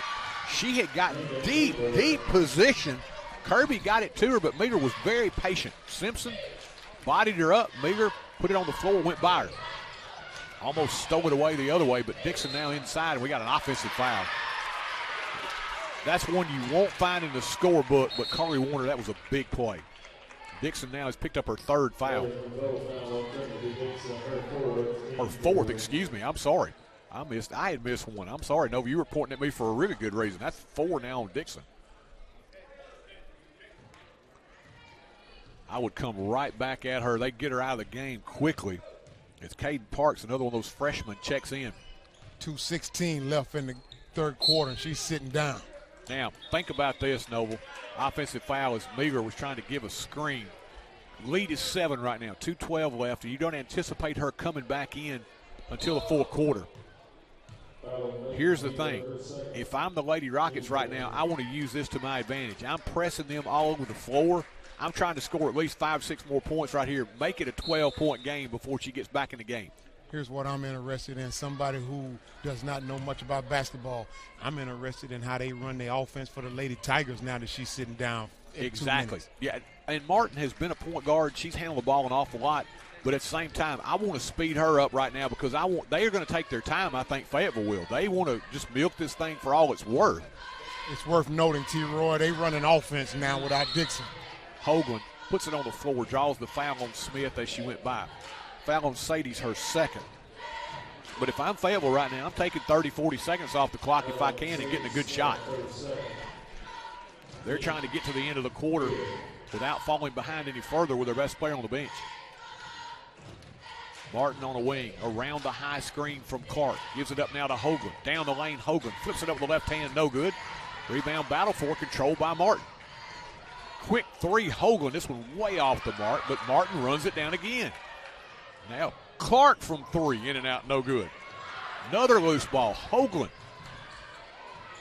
Hoagland reverses dribble, flips it up. That's an offensive foul. And guess who is at the bottom of that one again? Carly Warner has taken 2 big charges. And right now, she sees it, Noble. That's where the senior comes in. She sees them overcommitting, just slides right over, takes the charge. It's worth noting, not only give credit to Carly Warner for taking the 2 previous charges, but it takes away from a possession opportunity for the Lady Tigers. Now, Coach Burrow is saying Dixon's out of the game right now. I'm going to give Mason Kirby a little bit of a break here. Have her fresh in the 4th quarter. Sadie Smith on the wing, matched up against Martin. Gives it up now to Enlow, 1:12 left here in the 3rd. Kinsley, top of the circle, continues her dribble against Hoagland. Gives it up on the wing area to Meager. Bounce pass down low, Skaggs. Fakes, backs her way in. Can't get off the shot now to Meager in the corner. 3 ball short. On rebound, battle for Meager and Bain giving chase. Knocked away and picked up by Carly Warner. Now Enlow on the move. Kinsley, little 18-footer just inside the arc, good. Enlow now with 17, and the lead is 9. Noble, I'd love to see him get another bucket here. 35 seconds left in the 3rd. I think the Lady Tigers have determined they're going to probably slow the game down. Nope. They're going to let it fly. And off the bench. Caden Park says, Nova, what do you know? I'm firing from 3. I didn't know you can come in off the bench late in the second half and be cold and shoot the ball. And she let that one fly confidently and drained it. 15 seconds left here. Lady Rockets in front court. Smith around the screen. Sadie Smith looking inside to Skaz. Can't get it to her. Now Warner with 5. Carly puts it on the floor. Gets inside off the baseline. Runner no good, and she draws the foul. Noble Senior. We have the benefit of being where we're at. We're right behind the basket here. Warner looked up, saw the clock, realized what she had to do. That was a senior move.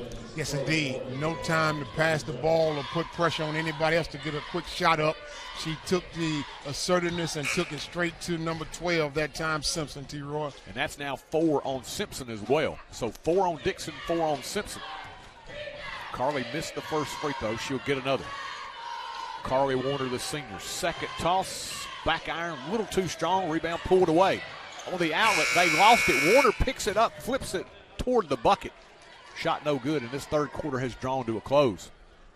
What a ball game we have here in Fayetteville. 8 minutes left to decide it. Your score after 3, Forrest 42, Fayetteville 36. Don't know what I would do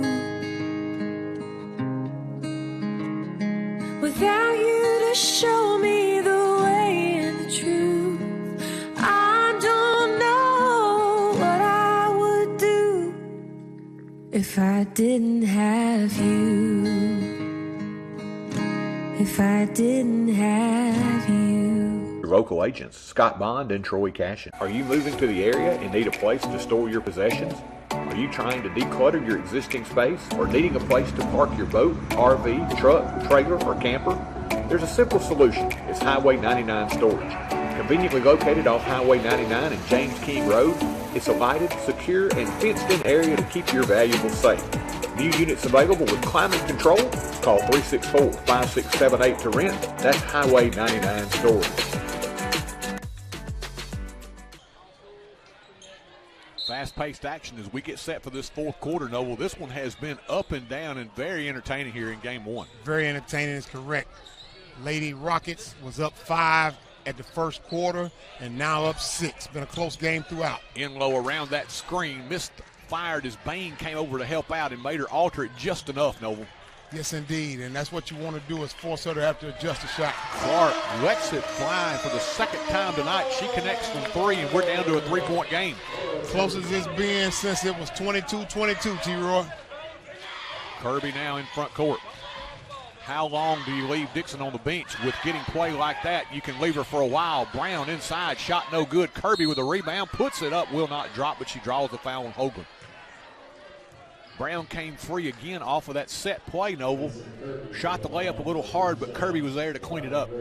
Yes, indeed, and again, Kirby just in the right place at the right time, giving the Lady Rockets a second chance opportunity. Kirby, human. She missed a free throw, Noble. How often do we see that? She did miss it, T-Roy, and had absolutely nothing to do with me. Mason's second good. Kirby, another solid night for her. She's got 18. And 4 for 5 from the line, 80%. Lead is 4. 7-11 left here, fourth quarter.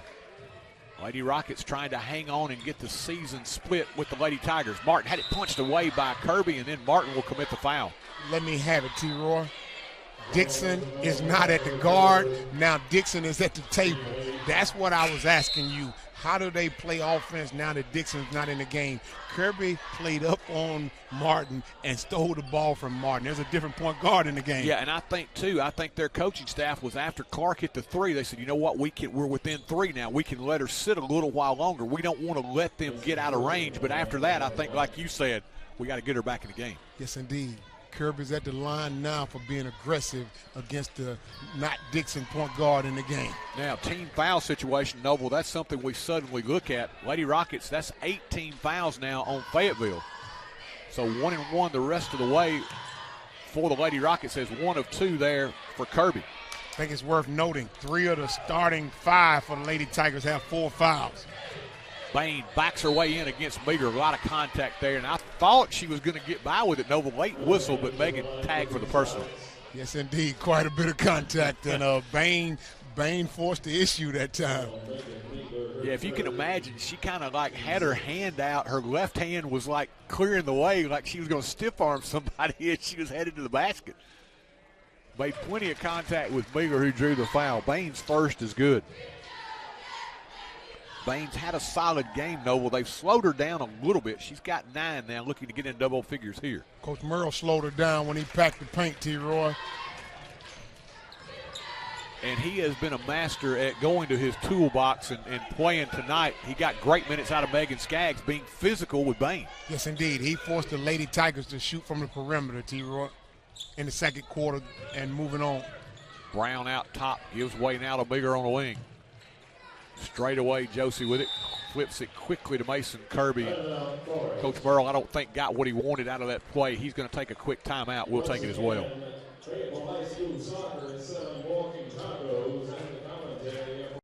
You can't have it all. At Brooks Grocery, they've got farm fresh fruits and vegetables, a deli with a selection of freshly prepared favorites, Brooks specialties like Ava's pimento cheese and Adam's chicken salad, freshly made pies, cakes, and desserts, and who could possibly forget the best meat department you'll find anywhere. Great selection, online ordering, and friendly customer service. Brooks Grocery, the place you'll find your next favorite food. Lady Rockets to inbound. 6:32 remaining. Brown open, passes on the 3, gets it inside. Kirby in traffic. Travel the basketball. I have not seen her pass up that shot since I've been watching them play, T-Roy. She was wide open, Noble. Had no interest in taking the shot, and I want Coach Merle to talk to her and tell her to take that shot. Well, I think he's a little disappointed. They ran that same play, and Fayetteville had adjusted that time. When Kirby came around, they had somebody waiting on the backside. As Hogan gets in the lane, fires it up again, and scores. And it's a 1-point game now. 6 minutes left. Kirby, back door, Enlow, inside, little runner, good by Kinsley Enlow. Nice adjustment by Enlow. They came to overplay her. She went back door. Kirby found her for the bucket. Dixon from 3, quickly no good. Long rebound controlled by Enlow. Kinsley the other way. Slows it up a little bit now, and she gets it into front court. Hoagland against Kirby now with the basketball. Back up top, Meagher. They work it quickly around. Warner comes open underneath, backs her way in, puts it up, shot too strong. Rebound tipped out of bounds to Fayetteville City as it goes off the hands of Megan Meagher. Whatever Kinsley Enslow's pregame meal was and whatever music she listened to, she needed to do that every game. T-Roy, she showed up to play ball this evening. She's having a really nice game. Bain with it. Just inside the arc, left side on a weave now, gives it to Hogan. Fires from 3, and they're going to get a foul beyond the arc here on the Lady Rockets. Noble, if you could have that one back, that's one you'd love to have back. Good aggressive defense by the Lady Rockets as Josie Brown stepped out there, but Hogan was coming around to screen off balance when she fired that one. She had to, they had to fight through a screen, T-Roy, and when they fought through the screen, they put their arm out there, and as a result of that, there's 3 free throw attempts right here for Hoagland. Missed the first one. The senior Gracie Hoagland, second toss good. Gets them back within 2 now at 46-44. Kaylin Pope checks back in, replacing Josie Brown. 5:17 left. Enlow, Kirby, Pope, Warner, and Meagher, the 5 on the floor. So the starters for the Lady Rockets here. T-Roy, I don't know if we'll get to overtime, but there's going to be a lot of players who started this game who won't finish it. You're right. The fouls racking up on both sides. Meagher beats a defender. Out front now it comes to Warner. And away from the ball, we're going to have a foul. It's going to be an offensive one on Carly Warner. She was trying to set a screen. And we go back now with Fayetteville and the basketball with a chance to lead for the first time in a long time, Noble. Called that one on Enlow. Oh, Enlow. Yep, thought they called it on Warner, but indeed it is Kinsley Enlow who picks up her 3rd. Just under 5 left. Over the top, lob inside. Can't get off the shot. Bain, and we're going to have a block. Meagher and Warner get there to cut off Bain, and Carly tried to take the charge, and I think they're going to call her with the body. That's going to be 3 now on Carly. Another timeout will be taken. We'll take it as well. 1-point game here in Fayetteville. Hey, there's my girl. Who's that? Life can be uncomfortable. Your home doesn't have to be. Ream Heating Equipment was designed to bring affordable comfort to any home. So no matter your budget, we can help you feel comfortable, even when you can't be comfortable. Oh, come on. Yes, let's go. When it's time for a tune-up or a new HVAC system, contact the trusted pros at Clint's Air Care for expert service and installation.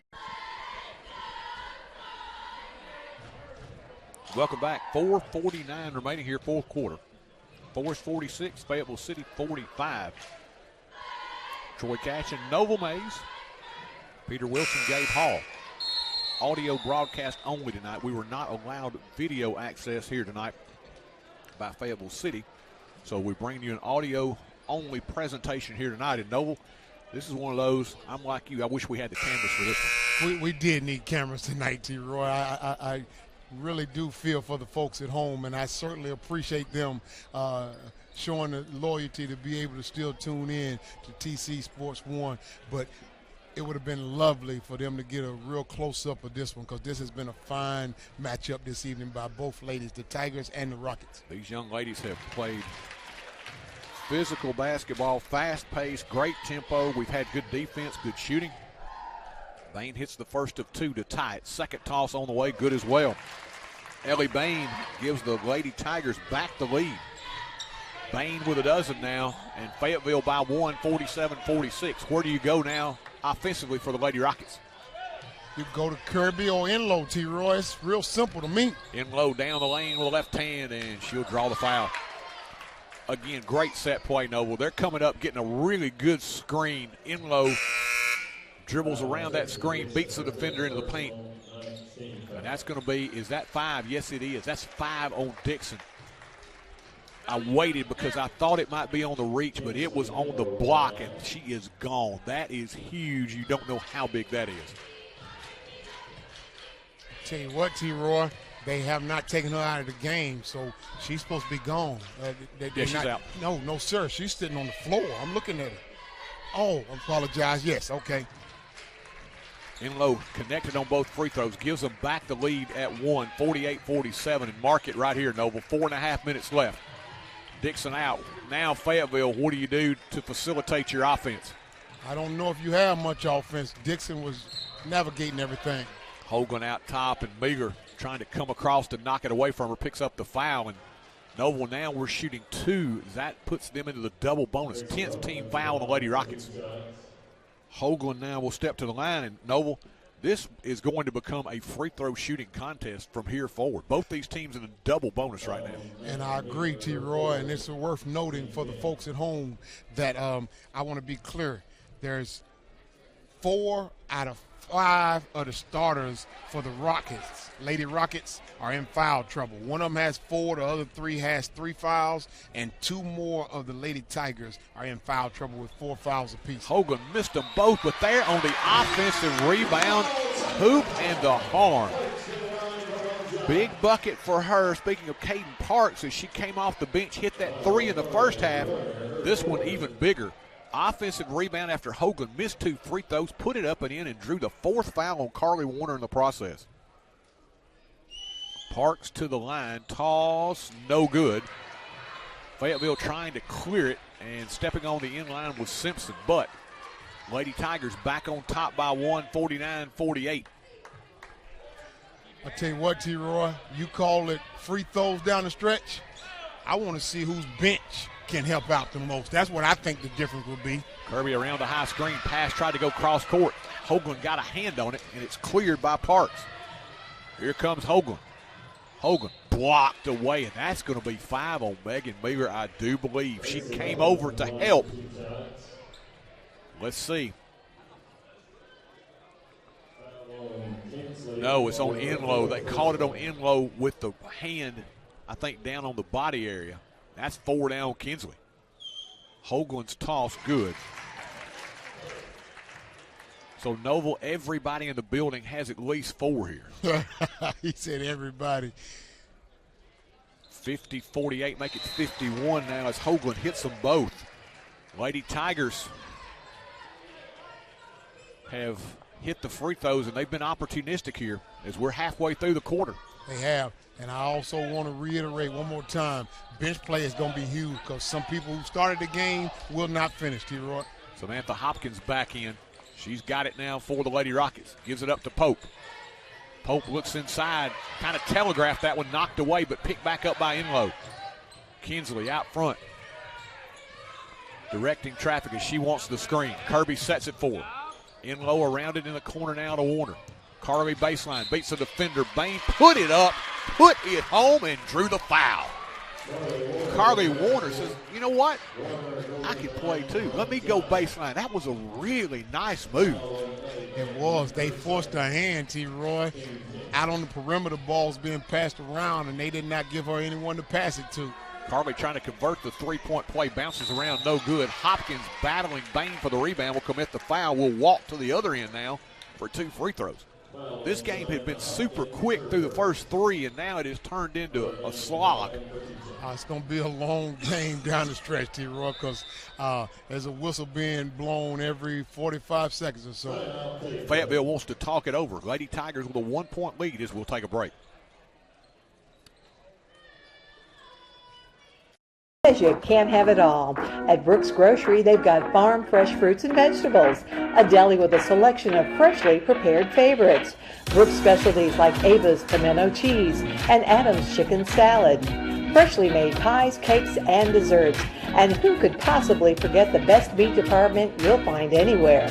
Great selection, online ordering, and friendly customer service. Brooks Grocery, the place you'll find your next favorite food. And we return. Down the stretch we come here in Fayetteville. We've got ourselves a good one. 51-50. Quick reset. Both teams in the double bonus right now. Possession arrow in favor of Fayetteville City. So, as you said, Noble, from this point forward, everybody's going to get an opportunity to shoot free throws. Who shoots them better down the stretch probably going to win this thing. But I think, too, ultimately this game is going to be decided by, we've seen good defense on both ends. Who can make a big play when they need it offensively? Who can get the big basket that they need down the stretch? Sound like you set it up for Mason Kirby, T-Roy. There's a possibility that 3 out of 5 starters for both teams may not finish. Mason Kirby has a luxury of taking full advantage of this situation. Bain hits the first one. Freshman misses the second one. And here Kirby comes out with a rebound. Mason in rear court against Hoagland. Kirby with the dribble. Works it now center of the floor. Gives it up on a wing right side to Pope. Pope inside to a cutting Hopkins. Lost the handle, got it back, put it up and in, but they'll call the travel on her first. When she came around the corner, Noble, it took a big hop on her. By the time she regained, she took that extra little step before she shot the shot and put it home. I think she slightly got surprised at the fact that there was no one there to guard her as well. Hoagland around the screen. It stays a 2-point game. Martin against Pope. Inside Bain. Backs her way in against Warner. Warner kind of took the chair out from under her. Bain shot off the mark. Kirby the other way. Mason weaving her way through traffic. Gives it up. Hopkins just inside the arc. Puts it up from 14. No good. Rebound. Pope inside. Her follow no good. Rebound tipped around. Pope again. Got it. Pope stayed with it. Got it to drop. Good job by Kaylin Pope. Ties this one back up at 52. Let's keep it here. 2:39 remaining. And folks, once again, audio broadcast for you only tonight, as we're not having difficulty with the broadcast per se. We just were not allowed access due to the NFHS contract here at Fayetteville City. So we're only allowed to bring you this audio broadcast tonight. And boy, we were wishing for some cameras. This one has been great. I tell you what, we've been looking at it half full, T-Roy. I mean, let's look at it half empty. Let's look at it half full. There's no video, but guess what? Still bringing it to them, right? They're still able to get it, right? Still having fun. Yes, indeed. It's half full, my man. Quit looking at it half empty. I'm telling you, there are so many things that I see that you're trying to describe and run through your mind all at one time. It's tough. Firing from the corner, shot no good. Martin tries to save and does so. Extra possession. Across court inside, and we're going to have a foul. Boy, that's a tough one. Here's what happened on that play. Fayetteville had it left side about 25 feet beyond the circle. Flipped that thing underneath the basket right side to Parks. Pope had kind of pinned her underneath the basket. Parks tried to back her way in and fire it up, and they called a foul on Pope. And Pope was looking at the official like, hey, I had my hands straight up, sir. I'm sorry. That's 4 on her now. Pope in foul trouble as well. Parks missed the first one. Second one on the way good. Gives Fayetteville back the lead at 1. 2:23 left. 53-52 Fayetteville City. Hopkins checks out. Meagher back in. 4 out of 5 of your Lady Rockets are in foul trouble. The starting 5. Parks knocked it away on the steal against Kirby. Taken back by Mason. Great job as she stayed with her. On the outlet, here comes Meagher the other way. Meagher down the lane. Tried to kick it on a wing to Enlow, and Martin will knock it free. Ball out of bounds, back to the Lady Rockets. Everyone right now is just kind of on edge with each and every pass. Each and every time it goes out of bounds, people are just kind of exhaling here. It's been that kind of game. Every possession is valuable. T-Roy with 2:03 remaining. Meagher off the inbounds. Up front now to Warner. Paying extra attention to Kirby here. You saw Martin kind of lag in the lane and give a little extra help when Kirby came through. Mason's got it out top. Gets the screen from Warner. Hoagland took a seat as Warner gave her a crushing screen. Kirby inside, put it up and drew the foul. Mason reversed her dribble as she got into the paint and drew the foul as she cleared herself. And the foul is going to be on, that's Simpson, I believe. That's 5 on her. Nope, that's going to be on Parks. Thought one official, I looked at the official at the table and I thought he signaled 12, but it is 21. Yes, indeed. About 3 years ago, they asked the officials to change up hands, what they call the numbers with T-Roy. Kirby makes them both. Lady Rockets back on top by 1. 1:45 left. Remember, Dixon has fouled out. Valuable weapon for Fayetteville City on the bench. Half the population of Fayetteville with 4 on both sides. Cross court. Parks lets it fly from the parking lot. This one way off the mark. Inside rebound, Simpson. She'll fire it up. Her follow good. Simpson, right place, right time. The shot way off the mark. It bounced on the floor right into the hands of Simpson, who put it up and in. Fayetteville City back on top by 1. 1:15 remaining. In low right side. They work it around left wing to Meagher. Meagher back up front to Warner. Calls for Kirby to come get it. Mason does so. Mason top of the circle against Hoagland. We have reached the 1 minute mark. Kirby with the dribble. Directing traffic as she pats it with her right hand. Gives it up on the weave now to Warner. Out front it comes to Meagher. Now to Pope. Looking inside. A little late, but Enlow got it. Spins and fires and scores. Tough shot by Enlow as she got it over the top of the Fayetteville defender. Lady Rockets back on top by 1. Hoagland the other way. Wild left-hand runner, no good. And what do we have here? Jump ball situation. Alternating possession to Fayetteville. 36.9 seconds left. Lady Rockets by 1. Possession arrow now will be in favor of Forrest as a timeout will be taken. We'll take a breath and take one as well. Hey, there's my girl. Who's that? Life can be uncomfortable. Your home doesn't have to be. Ream Heating Equipment was designed to bring affordable comfort to any home. So no matter your budget, we can help you feel comfortable, even when you can't be comfortable. Oh, come on! Yes, let's go! When it's time for a tune-up or a new HVAC system, contact the trusted pros at Clint's Air Care for expert service and installation. And welcome back. 36.9 precious ticks of the clock left. Lady Rockets on top by 1, 56-55. They did not change the possession arrow, Noble. It's still on Fayetteville's side on the board. So keep that filed in the back of your mind there. Let me put you at ease, T-Roy. The official to your right there, he has a little coin in his pocket. He just changes over the corn to know whose possession it is. So he'll clean that up if it comes to be that.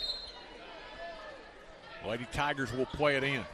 Martin out front to Hogan. Right back to Martin on the wing. Can't get off the shot. Back to Hogan. Will they play for one? Martin. Simpson penetrates. Lost the handle, and she traveled with the basketball. 25 seconds remaining. Big turnover there. Good defense by the Lady Rockets. They were not allowing anything in the interior there, T-Roy. Coach Merle, important juncture. He's going to take a timeout, set his play. We'll be back after this. You can't have it all. At Brooks Grocery, they've got farm fresh fruits and vegetables, a deli with a selection of freshly prepared favorites, Brooks specialties like Ava's pimento cheese and Adam's chicken salad, freshly made pies, cakes, and desserts. And who could possibly forget the best meat department you'll find anywhere? Great selection, online ordering, and friendly customer service. Brooks Grocery, the place you'll find your next favorite food. Welcome back. Lady Rockets will play it in length of the floor as we return. And Noble, right now you got to think Coach Merle is probably drawing up something to get Mason Kirby the basketball. Great free throw shooter. You want her handling the ball, either she or Kinsley Enlow. Now what you got to be careful of is that everybody on that Fayetteville sideline knows it as well. The officials, as you said, you pointed out so rightly, they're speaking about what they're watching for right here. You're watching for a screen on the Lady Rockets that goes awry. So a lot of things, a lot of moving parts here to watch as we try to throw it in here. We need to get across half court first of all, T-Roy. Warner to play it in. A lot of trouble, but finally gets it into Kirby. Kirby against Martin. Frees it now to Enlow. Enlow center of the forward. Fayetteville trying to come and get her, and they do so with a Miracle Clark. So now Enlow will step to the line for a pair, and these are two big ones here, Noble.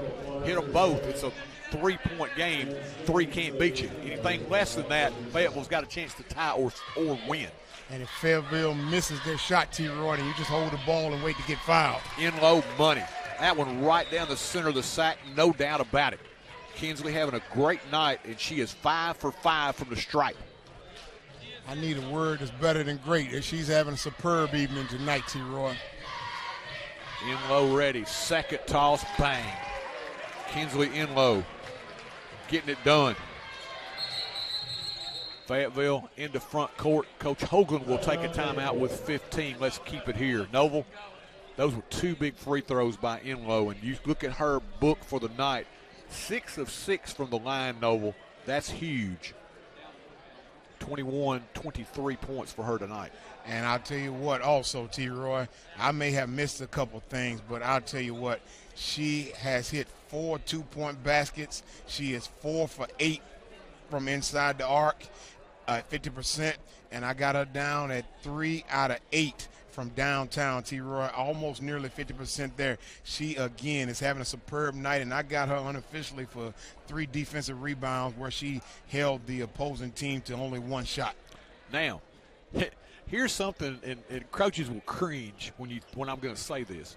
15 seconds left. Do you let them get into front court and foul them? Up by 3? Here's why you caught me off guard. You got 4 out of 5 of your starters with 4 fouls. You're right. You cannot play that game. Yep, you're right. You can't play that game. You can't play that. I'd forgotten about that. That was going through my mind. No, sir, don't forget that. Yep. Coach Merle hadn't forgot. He hadn't forgot that 4 out of 5 of his starters had 4 fouls. I'll tell you what, now if you want to play that game, you let Mason Kirby foul. Yeah. Kirby against Martin, 10 seconds left, and Parks dropped the ball out of bounds. Big turnover. It was Martin trying to get it to Parks on the wing, and she just dropped it. Now they got a foul immediately. They get it into Kirby, and 1 shot should do this, Noble. You get 1 of 2 here, and you should be clear. And unfortunately, because of time and circumstance, you don't get to decide who you want to foul in that circumstance. And give the Lady Rockets credit. They got Kirby to the basketball in a hurry. And she's very comfortable up there, T-Roy, before she takes this first one. Mason steps to the line, rolls it around, and sinks it. I know you can't say it, T-Roy, but that's your game winner right there, It sir. is. That's it. Second one bounces around, a little icing on the cake there for Mason Kirby. 5-point lead, 5 seconds left. Martin will fire from long range. This one well off the mark. Carly Warner will clear it, and the Lady Rockets have picked up victory number 9 on the season on the road in a hard-fought battle. 60 points on the board for them tonight. They win it by a final of 60-55. We'll be back to wrap this one up and preview boys action here on TC Sports 1. Amigos Mexican Grill is the place you'll find all your authentic favorites, from burritos to enchiladas to sizzling fajitas, all served fast and fresh. Dine in, order online, or call in your order at 364-2222. Also, Amigos has catering services available for your next big occasion as well. Good food, good times at Amigos Mexican Grill, 216 South Horton Parkway. Visit their other locations in Lewisburg and Spring Hill. Amigos, proud supporters of the Rockets. Lewisburg Animal Hospital serves the veterinary needs of Marshall County. They've grown to a 4-doctor practice specializing in small animal medicine. They offer advanced medicine, surgery, and nursing care in a personal and relaxed environment with the utmost compassion for their patients. For your pet's grooming and boarding needs, Maggie Rue Pet Retreat and Grooming Salon is located adjacent to the hospital. Call 931-359-5945 to schedule an appointment for your pet. Amigos Mexican Grill is the place you'll find all your authentic favorites, from burritos to enchiladas to sizzling fajitas, all served fast and fresh. Dine in, order online, or call in your order at 364-2222. Also, Amigos has catering services available for your next big occasion as well. Good food, good times at Amigos Mexican Grill, 216 South Horton Parkway. Visit their other locations in Lewisburg and Spring Hill. Amigos, proud supporters of the Rockets. Lewisburg Animal Hospital serves the veterinary needs of Marshall County. They've grown to a 4-doctor practice specializing in small animal medicine. They offer advanced medicine, surgery, and nursing care in a personal and relaxed environment with the utmost compassion for their patients. For your pet's grooming and boarding needs, Maggie Rue Pet Retreat and Grooming Salon is located adjacent to the hospital. Call 931-359-5945 to schedule an appointment for your pet.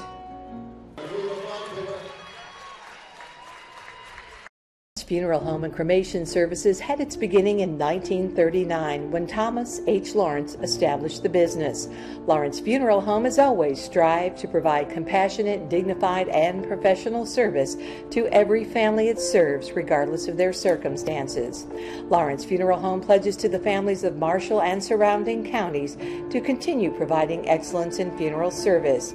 In your time of need, our family is there for your family. Lawrence Funeral Home and Cremation Service. Stop in and visit Mack Equipment, your largest Exmark and Cub Cadet dealer in the state of Tennessee.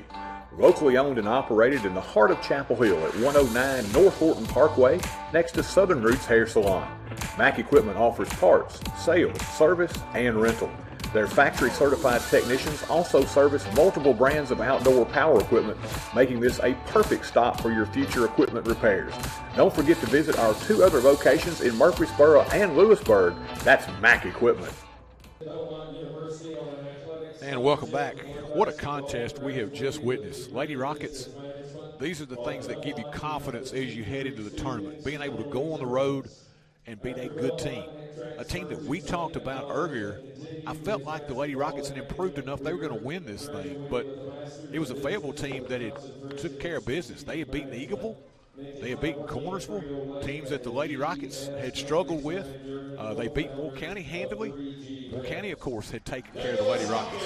So that lets you know you have improved. You came on the road into their house. You got it done late when you needed to. And this one should leave you feeling good about yourself. 60-55 the final. I'll tell you what else will make you feel good, T-Roy. Listen to this score by quarters. Not necessarily the actual scores, but the Lady Rockets led at end of each quarter. They led by 5 at the first quarter. They led by 5 at halftime. They led by 6 at the end of third, and they led by 5 at the end of the game. And what I'm saying to you, throughout the game, you gave play-by-play, but you talked to us about the Lady Tigers taking the lead late in the game, but it's still that confidence builder in the fact that they still walked away and won every quarter, T-Roy. Once they got the first quarter win, they did not relinquish the ability to stay within control of the game, and even they got down late and found a way to keep their composure. Yeah, I think that's the big thing, Noble, is you learn a lot about yourself when you're in times where there's a struggle, when the game's on the line and you're able to pull it out. That gives you confidence that the next time you're in that situation, and that's what Coach Chapman's trying to do with this boys team. When you get into those situations and you see success, you're able to visualize it the next time you're in that situation. That's something that the ladies have been able to do here. They've been in some tight situations here as of late, and they found a way to win. So now they're seeing, hey, not only when we get into this situation are we wondering if we're going to win, we're thinking, hey, we're going to win. That's a huge, and I say that as I think a very important thing in any program. Whether you go out on the floor and you know you're going to win or you just think you're going to win. And another life lesson you taught there, T-Roy, and we know the beautiful thing about sports. You can find all kind of analogies to go with life and sports. And at the end of the day, it doesn't matter necessarily all about the win and loss, but it has a lot to do with how you play the game. And what you just described there, sir, was that confidence they had and the ability to fight and stay together when things got a little rough. Those life lessons these ladies can take with them, but what it ends up doing tonight is it's a win for all of them. Yeah, and there's a couple of things I want to touch on as we give the final scoring totals. For the Lady Rockets, 60 points tonight, Noble. 18 in the first, 13 in the second, 11 in the third, 18 in the fourth. Double figures in every quarter. They were led by Kinsley Enlow with 23. And Noble, the look on her face in the last 6 or 8 games, to me, she has turned a corner in her career. I think she has become more of a player that is confident in what she can do, looking to aggressively assert herself. Up through about halfway through this season and maybe a little beyond, she was content to look for the three. Now she's asserting herself on both ends, driving the basketball. Those are the steps, the maturity steps that you want to see your players take, and I think Coach Merle's got to be happy. She ends up with 23 to lead everybody here tonight. Mason Kirby, solid as always. Kirby, 21 tonight after 30 in the first game against Fayetteville City. She followed that up with a really nice performance. After that, it was Megan Mealer with 5. Carly Warner chipped in with 4. Sadie Smith, the 8th grader off the bench, hit a 3. It was Kaylin Pope with 2 and Megan Skaggs with 2. Skaggs gave them some good minutes tonight. Who do you find in each game that can give you some good minutes? Coach Merle has gone down that bench. You saw against Spring Hill, Samantha Hopkins gave them some great minutes. She may not get 20, 25 minutes every game, but that game, she played 20 to 25 because she was giving them something. Megan Skaggs hadn't got awful lot of minutes. He looks down the bench tonight against Bain and he says, hey, Megan, go in there, give me the minutes. She did a great job bodying up Bain, slowed her down, got him 2 points on the other end, played good defense, rebounded the ball well. What contributions do you get? You know what you're going to get with Kirby tonight, but the things that make this team better and give you a chance to go further are what are the contributions you're getting up and down the roster. And speaking of contribution, I need to one more time highlight Enlow, T-Roy. You talked about her shooting a three-point shot throughout her career. She looked for offense throughout tonight. On my sheet, I got her 4 for 7 again, 4 for 8 again from 2-point range, but I also got her 6 from the line. And what that meant was she was finding ways to put points on the board other than shooting a 3. Yeah, and I just like the aggressiveness in her game. I just think her demeanor, her look, her facial expression on the floor, I think has changed. And I think just so much more confident in her game. And I think now she's just saying, hey, you know what? I've got a lot of talent. I'm going to put it to use here. So she's done a great job. Hats off to Kinsley. On the other side of the ledger, Gracie Hoagland, after having only 2 in the first meeting, she had 16 tonight, to lead Fayetteville City. She was followed by the freshman Ellie Bain, who I really liked her performance tonight. 13 points for her, and to be quite honest with you, Noble, felt like she may have had more than that by the way she played. And to stay along with that same transparency and being honest, T-Roy, the way she played the first quarter, it looked like it was going to be Bain night. It did. Trinity Dixon, we can't say enough good things about her. She's only going to get better. She's just a freshman. 8 points tonight before fouling out, and that was a big turning point. Fayetteville City, she initiates a lot of their offense, creates havoc with her defense. That was a big loss for them. Dixon fouls out with 8 points. Also tonight, a Miracle Clark picked up 6. It was Caden Parks with 6. Also tonight, it was Isabella Martin with 3 and Kylia Simpson with 2. But Noble, you look, Fayetteville City has some bright seasons ahead. A Miracle Clark, a freshman, she had 6. Ellie Bain, a freshman, she had 13. Trinity Dixon, a freshman, she had 8. We saw what she could do. Caden Parks off the bench, a freshman, she had 6. They've got some pieces there that, you look at. We talked about the lower classes for the Lady Rockets in their hope that they're going to have coming up. And this 8th grade class is going to give them another really good class. These are 2 teams trending up. You telling me that number 10 Bain and number 13 Dixon for the Lady Tigers are both freshmen? Both freshmen. Oh, they're going to be trouble, T-Roy. I'm going to go ahead and tell you now. If those 2 ladies are both freshmen, it looked like in the first quarter they very well could have taken over this game the way they were playing that little 1-2 punch inside and out. And with that being said, we get ready for game number 2. About 10 minutes away, it will be the 11-8 Tigers of Fayetteville City. They are 7-1 in district play. They'll take on the Rockets of Forrest, 3-19 overall, 2-3 in district play. We'll be back to preview that one after we take this commercial timeout. Hometown banking. It's having your decisions made by a bank right here in your town, not in another city, county, or even state. It's neighbors and friends who know your name and take the time to greet you when you walk in. It's modern technology such as online banking and mobile check deposits while still being able to talk to a living, breathing human. Come visit us at 4641 Nashville Highway or call us at 364-7888. First Commerce Bank, your first choice for hometown banking, member FDIC, and an equal housing lender. Moving forward with strong tradition. It's the town's motto, but it holds so true today. The town of Chapel Hill is balancing expanded growth with preserving the small town traditions that make it special. The town's administration and employees would like to take this time to reaffirm their commitment to the citizens of Chapel Hill and to wish the Rockets and Lady Rockets success in their upcoming seasons.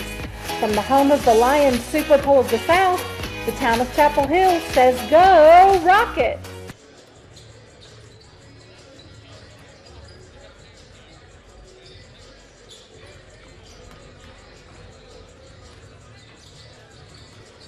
Eye Care Clinic, Dr. Jeffrey Jordan and his staff offer a wide range of services, including comprehensive eye exams, advanced testing, and eye disease management. Fashion frames from top names like Guess and Kate Spade. They also stay on top of new eye care advances like Vuity and Upneat. And that unique Dr. J touch that always leaves you with a smile until your next visit. Make your appointment at 359-4373. Advanced Eye Care Clinic, 815 East Commerce. Your one-stop shop to keep your vehicle running smooth is J&J Automotive. From routine maintenance like oil changes to brake repairs, tires and alignment, and exhaust work as well, J&J has got you covered. They work on gas and diesel engines.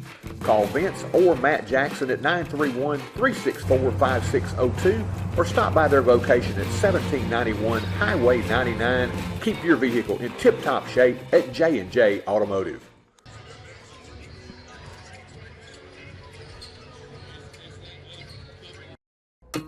Amigos Mexican Grill is the place you'll find all your authentic favorites, from burritos to enchiladas to sizzling fajitas, all served fast and fresh. Dine in, order online, or call in your order at 364-2222. Also, Amigos has catering services available for your next big occasion as well. Good food, good times at Amigos Mexican Grill, 216 South Orton Parkway. Visit their other locations in Lewisburg and Spring Hill. Amigos, proud supporters of the Rockets. Lewisburg Animal Hospital serves the veterinary needs of Marshall County. They've grown to a 4-doctor practice specializing in small animal medicine. They offer advanced medicine, surgery, and nursing care in a personal and relaxed environment with the utmost compassion for their patients. For your pet's grooming and boarding needs, Maggie Rue Pet Retreat and Grooming Salon is located adjacent to the hospital. Call 931-359-5945 to schedule an appointment for your pet. And welcome back here as we are between contests here in Fayetteville. Lady Rockets taking the win in game number 1. If you're just joining us, 60-55, it will be the Rockets and the Tigers in our nightcap. Troy Cash and Noble Mays, Mr. Peter Wilson and Gabe Hall with our production tonight. Folks, we apologize. We are having fun bringing you the audio cast, but apologize we're not able to bring you the video. We were not able to due to the fact Fayetteville City is an NFHS school, and we were not able to bring you the video due to that fact. Hopefully we're going to be able to work that out in the next years with football, because they are going to be a member of the region and where we can kind of trade and be able to bring you video on the road here in Fayetteville in the future. But tonight we are not able to do so. We are happy to be here just to be able to bring you the audio-only broadcast tonight, Noble, as we get to sharpen our skills here tonight. It forces us to be able to, as you said, T. Roy, make sure that our vocabulary words are proper and that we're able to sharpen those up. But also what it does, it forces us to look at the game from a keen eye standpoint to make sure that we articulate properly what's taking place. Boy, I'm telling you, I've kind of gotten used to the fact that we have the camera, and there's so many things that you see that you're able to look at and people will be able to see on the screen. So you're pointing out the most important. And I feel like as we're doing this, there are so many things running through my mind again that I'm like, okay, I want to describe this, and this, and I've got to kind of pick and keep the flow of the game going. But this one was difficult because there was so much going on, and especially at the first of the game when they were trying to trade baskets, it's kind of hard to keep up sometimes. And you said the flow of the game. That flow was a ridiculous flow in the first part of the game, the way they were going up and down. As we talked about, was not any time at all for either team to celebrate as the other team was going back down. As you articulated very well, you couldn't even talk about a play very long because the other team was at the other end of the basket, right up under the basket, either getting fouled or putting up the shot. Guess what? We're going to see the same thing here in game number 2, maybe magnified a little bit, as Fayetteville, the Tigers love to get up and down the floor and run. They are long, athletic, and if you're the Rockets tonight, we talked about how important it was for the Lady Rockets to box out. It's even more keenly important that the Rockets are able to take care of business and keep Fayetteville off the boards. And when you say off the boards, you're going to have to put a body on them, T. Roy. And I'll tell you what, if you're the coach, help me out. Talk offense to me and talk defense from a coaching standpoint. If you were able to sit in the stands and watch this officiating, what did you notice about the officiating that you can utilize to your advantage? Anything? Here's the thing, and it almost becomes Noble. The Rockets, the first time they played, this was a 37-35 game that Fayetteville won. I don't anticipate that tonight. And the other thing is, I'm not sure the Rockets here lately, even though we got beat by 15+ at Spring Hill, they got in that flow where I think they shot the ball freer. And the community game, they got out to a 14-0 lead by doing just that. So I'm not sure that they want to slow it down, because I'm not sure they're quite as good in a half-court setting. They like to free flow, but that is the strength of this Fayetteville team. So you're kind of in a situation where you're like, okay, part of me knows that we don't want to run with these guys the whole time. We've got to pick our spots. But we've also got to be a little better, I think, in our half-court execution offensively.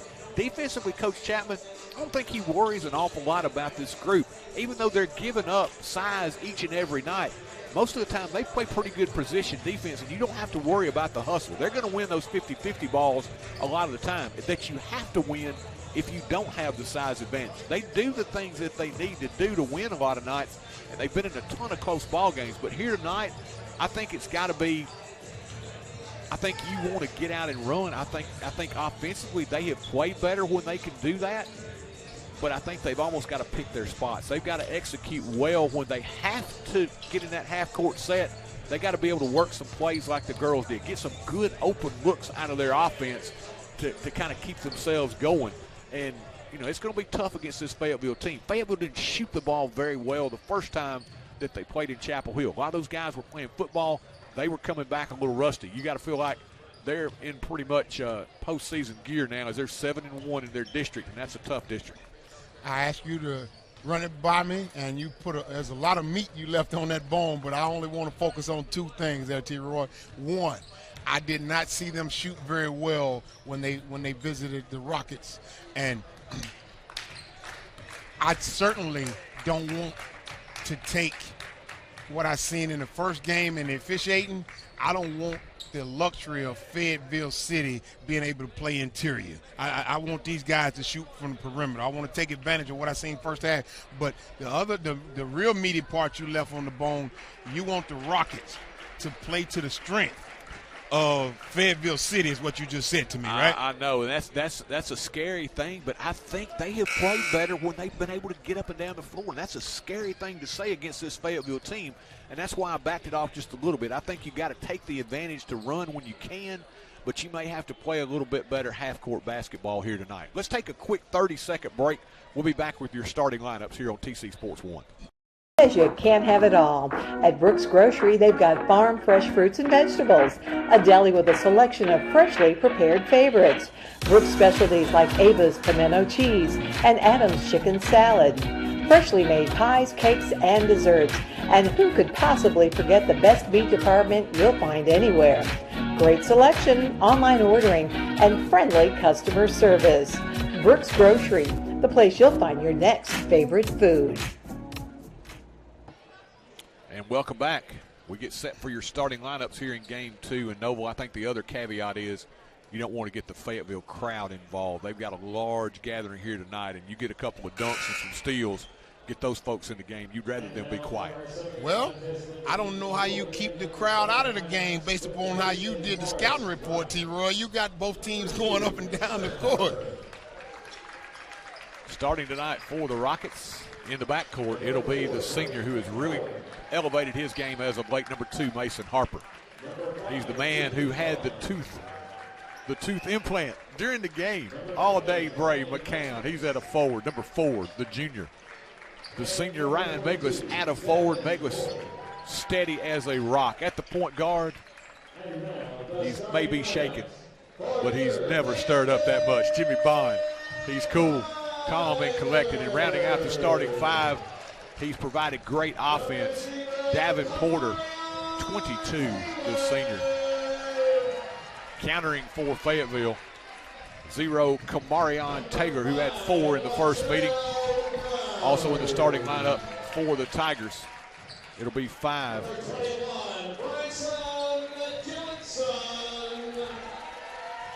Let's see, we got a couple of different numbers here. Bryson Johnson, 23. Algeray Johnson, 24. 23 is going to be Isaiah Thomason.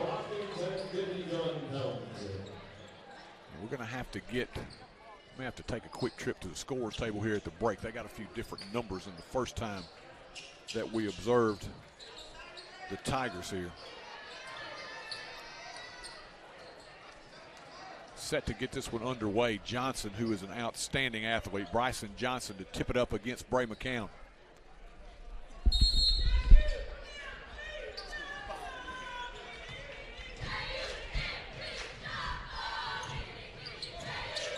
Fayetteville wins the tap. Double, I think you got that on the fly. Number 5 with a basketball. They'll kick it cross court. Johnson lobs it inside. Nice catch underneath. Shot put up no good. Rebound followed no good. We got a foul underneath.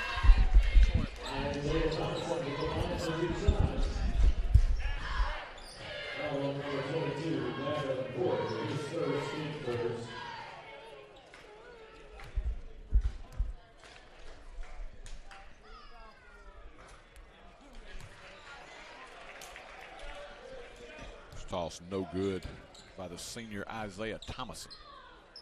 Thomason readies for his second. It's on the way, and this one a little too strong as well. High for the rebound, tapped by Meglis into the hands of Bond. Quickly into front court, Rockets with it, Bond out top. Fayetteville lagging back as Porter spins in the lane, shot no good. Long rebound controlled by Meglis. Rockets get another look here. Fayetteville man-to-man. And Noble, they're going to want to try to force some tempo with their defense. Harper around the high screen. Kick Porter in the corner. Free ball on the way, left it a little short. Long rebound controlled by Brown of Fayetteville. Lost the handle out of bounds. Noble, he was headed up into front court. The official was kind of running beside him. I think he took his eye off the basketball just 1 second, lost the handle out of bounds. Well, you knew before we got here they were looking to run, T-Roy, every opportunity they get. We're just underway here in probably what's going to be a track meet as Harper gets inside. A little fall away from 8, good. Across his body, Harper delivers. That was a tough shot. Was knocked him off balance a little bit. Excellent job of staying with your frame and your good lift. Fayetteville with it. They go cross court along the baseline. Back for a 3. Shot off the mark, no good. Rebound inside. Thomason powers it up, no good. He'll draw the foul on Davenport. Just a physical specimen is Thomason. They're going to have a hard time keeping him off that window. No, he's probably in the 6'2 range and probably 225 maybe, looking at him at least. He's certainly 220-something, T-Roy. Maybe a little more solid than that, but I tell you what's more important than that, T-Roy. That frame he has forced Porter to go to the bench with 2 fouls. Yeah. 2 quick ones on Davin as the toss on the way is good. Hit them both this time after missing 2 his first time out. 2-2 ball game. But Noble, as you said, the bigger loss there is Porter with those 2 quick personals. Rockets have just spread the floor here. They're working along the perimeter. Josh Rumley's checked in for the first time, the senior. Bond, little hesitation dribble. Gets inside, kicks it in the corner now, Harper. Knocked away, Mason got it back, and they're going to call him for the carry. Got it punched away, Noble, picked it back up, and as he tried to reach back, travel with it. Coach Chapman told us in the pregame, T-Roy, that Porter brings that leadership and that energy. Somebody got to feel that. Brown, quick 3, good. 5-2 Fayetteville. That was a quick 3 in rhythm. Meglis off the cut, got it inside, cut off by Thomason. Meglis underneath, used the rim as protection or underneath, but couldn't wrap it out on the other side. Break the other way. Shot put up inside, good by Algera Johnson. Johnson's first 2. Still want to run with these young men, T-Roy? Man, I'm telling you, they are skilled. Bond, little pull up from Jimmy, shot no good, would not drop as he kissed that one off the window. On the break, Fayetteville with it. Little secondary now as the Rockets get back. Brown out front to Kamarion Taylor with a dribble. Brown gets it back. Thomason, they'll kick on a wing. Open 3, good. Great ball movement, ends up with Taylor the open 3, and Coach Chapman's going to be forced to take a quick timeout. We'll take it as well.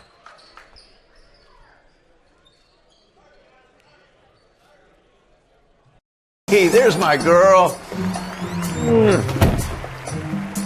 Who's that? Life can be uncomfortable. Your home doesn't have to be. Ream Heating Equipment was designed to bring affordable comfort to any home. So no matter your budget, we can help you feel comfortable, even when you can't be comfortable. Oh, come on. Yes, let's go. When it's time for a tune-up or a new HVAC system, contact the trusted pros at Clint's Air Care for expert service and installation. As we return, quick programming note, senior night coming up as Cascade will roll in for the season finale. Both district and regular season finale on Friday night as we will honor our ladies and our young men seniors for the Rockets. 10-2 here early, Fayetteville. Rumley in front court on the left wing. Straight away now to Bond. They'll swing it around the perimeter. Right corner, Bray McCown. 3 ball. This one off the mark. Long rebound to Rumley. Gives them another opportunity. Kick Bond. Meglis in the corner. Thomason came flying at him. And they're not going to call the foul as Meglis got by him, went to the floor, And they're going to say he dribbled it on the inline, Noble, so a break there for Fayetteville. I don't think Coach Chapman extremely happy with that call, as the official's going to stop play here. Noble, I'm not sure. He's chatting with the Fayetteville coaching staff and pointing at the bench over there. I'm not sure exactly what's happened here. Well, all you got to do is watch the fact that number 24 is going out and number 1's coming in. So that has to do with a uniform issue, T-Roy. Number 24 is going to come back, and something's going to be slightly different about him. Samuel Willoughby, number 1, checked in. He had 7 in the first contest. Willoughby's got a little size, Noble. He'll probably go 6'4", 6'5". Long and lean. Matched up against McCown. Willoughby's got it. Kick, Johnson fakes, penetrates inside, hangs in the air with a left hand, put it up and in, and drew the foul. He was a young man that impressed us in that first game. Very athletic. He's got a great first step, which you saw there. Got by the defender, used his muscle. He's a very, very strong. He's not overly big, but he's very strong. Uses his body well. Shielded the defender, put it up and in, and drew the foul. He has great balance, ability to be able to embrace contact. The lefty hits the free throw. First 3 for him, and it's an 11-point game here early on. Rockets try to get down the floor, beat Fayetteville back, maybe get a little quick opportunity here, but the Tigers set up very quickly. Ben Villazon, who's into the game for the first time, travel the basketball. Villazon, who got to wear that baller chain after going 6 of 7 from the field against Community, and having perhaps his best outing of the season. He had an excellent evening, T-Roy. Very impressive. In front court. With the dribble, Taylor matched up against Bond. Taylor out top, 5-second violation. Waited a little too long that time as he was trying to balance the floor. Just kind of dribbled out, retreated a little bit, and the official's like, no, 5, we'll go the other way. And he'll come back next possession. He won't do that again. Yeah. McCown, they cover him up quickly. Can't get off the 3. Gives it up now to Harper on the wing. Harper right side, penetrates inside. Kick left baseline. Villazon from 10, a little too strong. Rebound battle for Thomason. Racking people out of the way. Gives it up now to Bryson Johnson on the move. The trailer, Taylor, steps into a 3, in and out, no good. Thomason rebound, puts it up and in. Thomason is like a truck. Just cleared people out of the way for the loose ball rebound. 15-2 Tigers, 3:24 left here opening quarter. Rumley tried to go back door, stepping in front of the offensive player, and now Willoughby on the break as the pass from Taylor, and we had, I think, Bond sliding into the wall down here along with Willoughby. Both players appear to be okay. Well cushioned, very thick mat on the stage, and it's a good thing for Bond. It was. And we may get somebody in our living room before long. We're sitting right up here behind the backboard on this stage area. Willoughby to the line. First toss from the lefty, good. Noble, they look a lot more fluid, and they are getting up and down the floor right now. We saw them early on in December when a lot of these guys were getting out of football. It's a whole different story right now. Yes, indeed, T-Roy. The way they get up and down the court, I'm trying to figure out if there's got to be a different game plan. We don't want to run with these young men. Willoughby 1 of 2, 16-2 ball game. And you see the difficulty, though. No, that's the double-edged sword as Villazon will pull the trigger. Shot no good. In their half-court offense, the Rockets have not looked very comfortable. They have not, but. Yeah, you can't keep running. Willoughby inside. Nice catch in traffic. Puts it up and in and draws the foul. Noble, he went up between defenders, was able to yank that ball out of the air, gather himself, put it up after drawing contact, and score it. You want to hear the irony, T-Roy, how ironic it is? He's in because of a uniform issue. Yeah. Willoughby, lefty, toss, good. He's got 4. Converts the 3-point play. It's a 17-point game. And most people still have got popcorn and water coming back from the break between games. They hadn't even got settled in good. Bond from way downtown. Jimmy Bond. Steph Curry would be envious of that one. He was way downtown. That's a heat check right there early in the game. It was. But that also tells you where Fayetteville was getting out on them defensively. Willoughby inside, spin, shot no good, tip no good. Rebound, Thomason again no good. Thomason again no good. Rebound tip long into the hands of Bond. Bond on the break, gives it up. Villazon hangs in the air, being up and under. Oh my goodness, the circus has come to town. I tell you what, Villazon, you have corrected me, sir. They run with him, Villazon. Run with him, young man. Went between the two, cradled it, kissed it off the window and in. Gets an extra point for creativity, did Villazon there. Really nicely done. 19-7 game. We got a foul back on the other end on Villazon. Yes, indeed, T-Roy. We're giving up a great deal of size down low, T-Roy. Hey, I couldn't do that one justice. That's why you needed the camera here tonight. That was a wonderful move by Villazon. Not only the hang time, but he had a little scoop also and a little English on it as well, T-Roy. He had it all working. The part you like about it is he's not intimidated by those shot blockers. He kind of scored the bucket. It's like, man, I knew I could take you. Villazon want to get up and down. Harper gets into the passing lane with a steal. Mason the other way. Eludes the defender, puts it up and in. He went crossover, put it up and in. Harper with 4. Harper wants to get up and down. I stand corrected, Rockets. I apologize. Let's play up and down then. 19-9, and now they're going to get it back as we got an offensive foul on the illegal screen. 7 in a row here for Forrest. Got it down to 10. A minute and a half left here, first quarter. No, they just look so much better when they just play so much freer. Well, let's play free then. Bond in front court. It's the high screen from McCown. He'll let it fly again. High arcing jumper. That thing brought rain, folks. I need my umbrella. That thing got 15 feet in the air, and it did nothing but find the center of the sack. Jimmy Bond from downtown. Jimmy Bond. Foul inside as trying to get inside on the crossover was Bryson Johnson, and he's fouled by Josh Rummel. Jimmy Bond, 2 jumpers from way downtown. He was in Park City, if you're familiar with this area. I like it. I like it. 10 in a row for the Rockets as Johnson now will step to the line trying to put an end to that streak. Toss them away good. Johnson with 4. 1:11 left here. First quarter. 20-12 Fayetteville.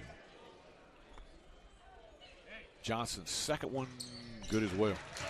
Johnson 3 of 3 from the stripe. He's got 5, and here come the Rockets quickly. Bond down the lane. Jimmy tried to kick it in the corner, lost the handle just a little bit as he was unloading.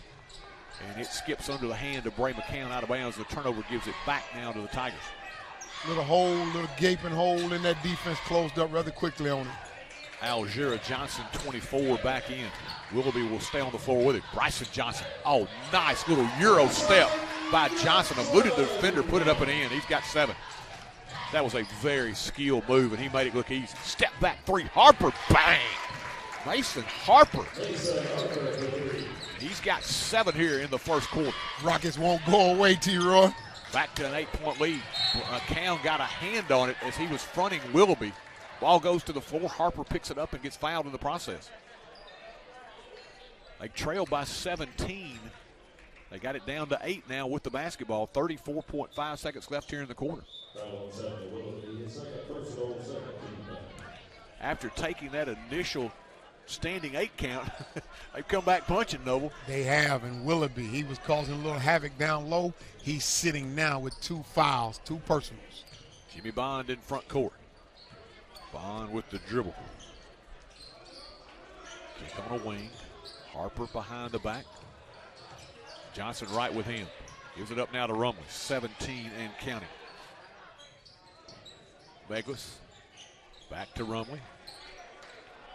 Clock hits the 10-second mark. Rumley now with the dribble. Josh right corner. 5-4 McCown. Step back, up and under. A lot of contact, no foul. Fayetteville will clear it. And that's how we end this first quarter. McCown tried to fake, draw the foul as he leaned into the defender. The official didn't give him the benefit of the doubt, and we'll end this first quarter with Fayetteville up by 8.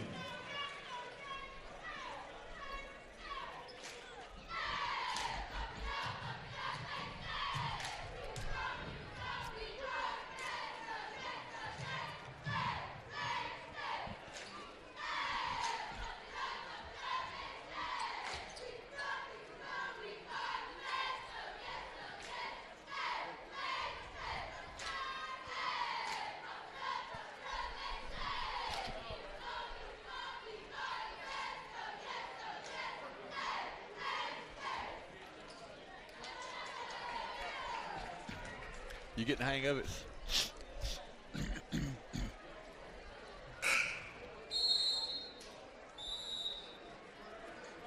Welcome back. Start of the second quarter here in Fayetteville. 23-15 Tigers. Noble, McCown at the end of the quarter, that was a self-preservation move. He didn't have much time. He knew that if he put that straight up, he'd probably have to duck.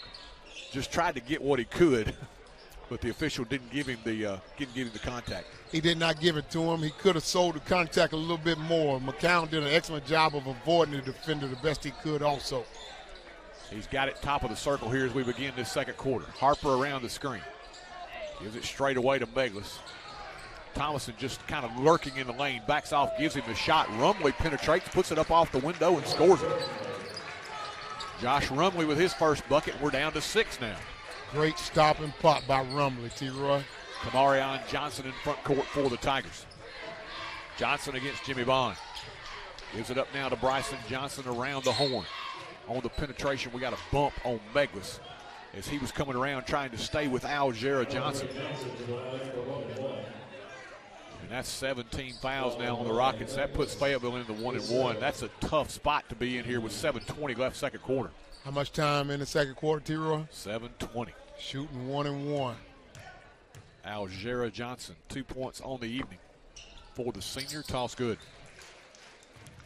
Noble, this looks like every bit of the Fayetteville team that's going to be ready to make a deep run once more. Yes, indeed, T-Roy. I wouldn't want to draw them. I'm just telling you, I wouldn't want to have them in my bracket. At the single A level, no. Hits them both. Back to an 8-point game. Rockets with it. Bond in front court. Jimmy with the dribble. He'll bring it left side. Continues matched up against Tager. Straight up top to Meglis. Tried to zip it inside. Poked away by Fayetteville. And here comes Bryson Johnson on the steal. Johnson gets into the paint.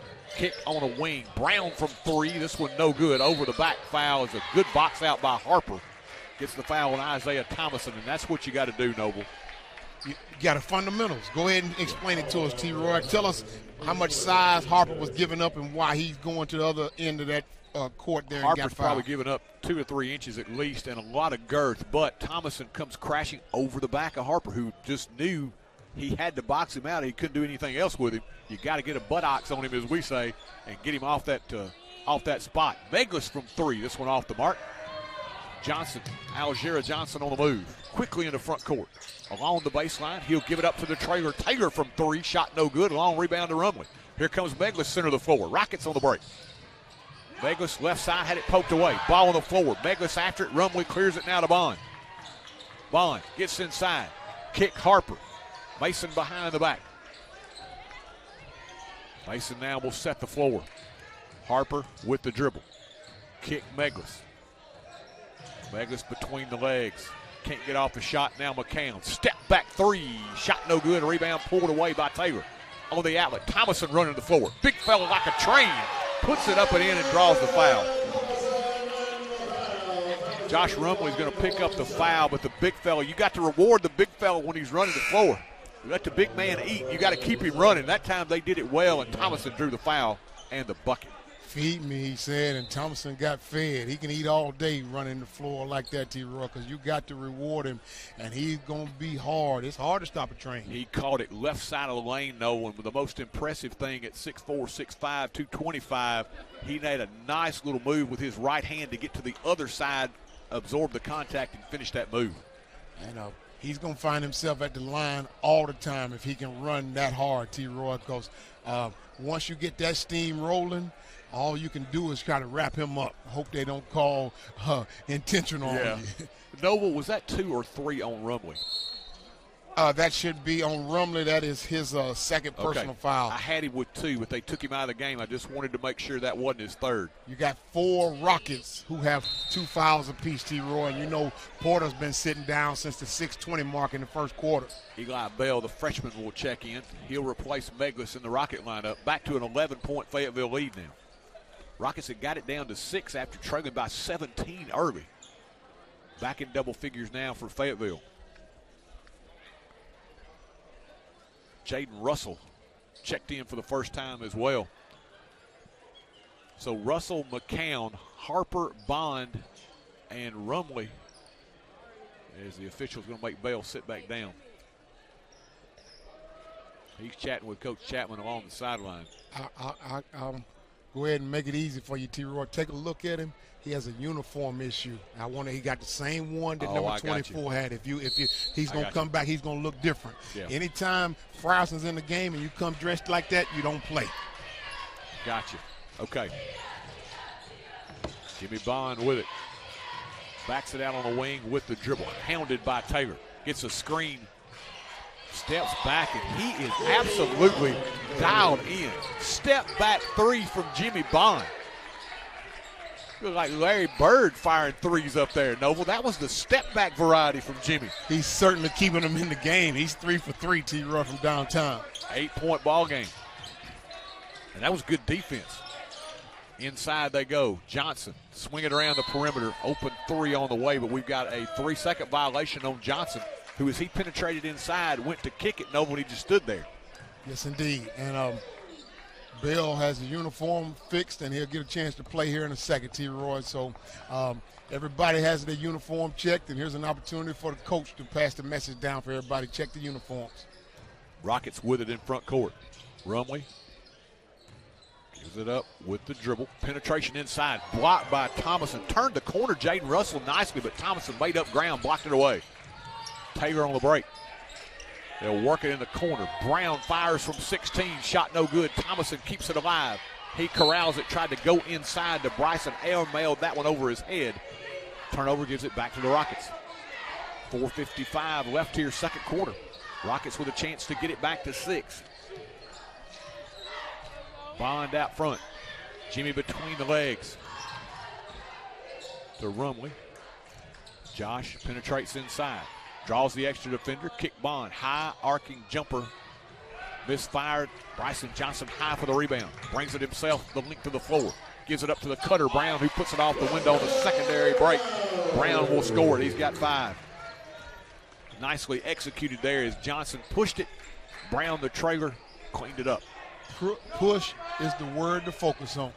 Harper gets inside, had it poked away, and the officials say it's going to be off of Mason. 4:15, T-Roy. Let's see how quickly they get down here to the free throw line. Coach Murdoch signals for a timeout. We'll take it as well. 4:15 left here, second quarter. Fayetteville by 10. Hey, there's my girl. Who's that? Life can be uncomfortable.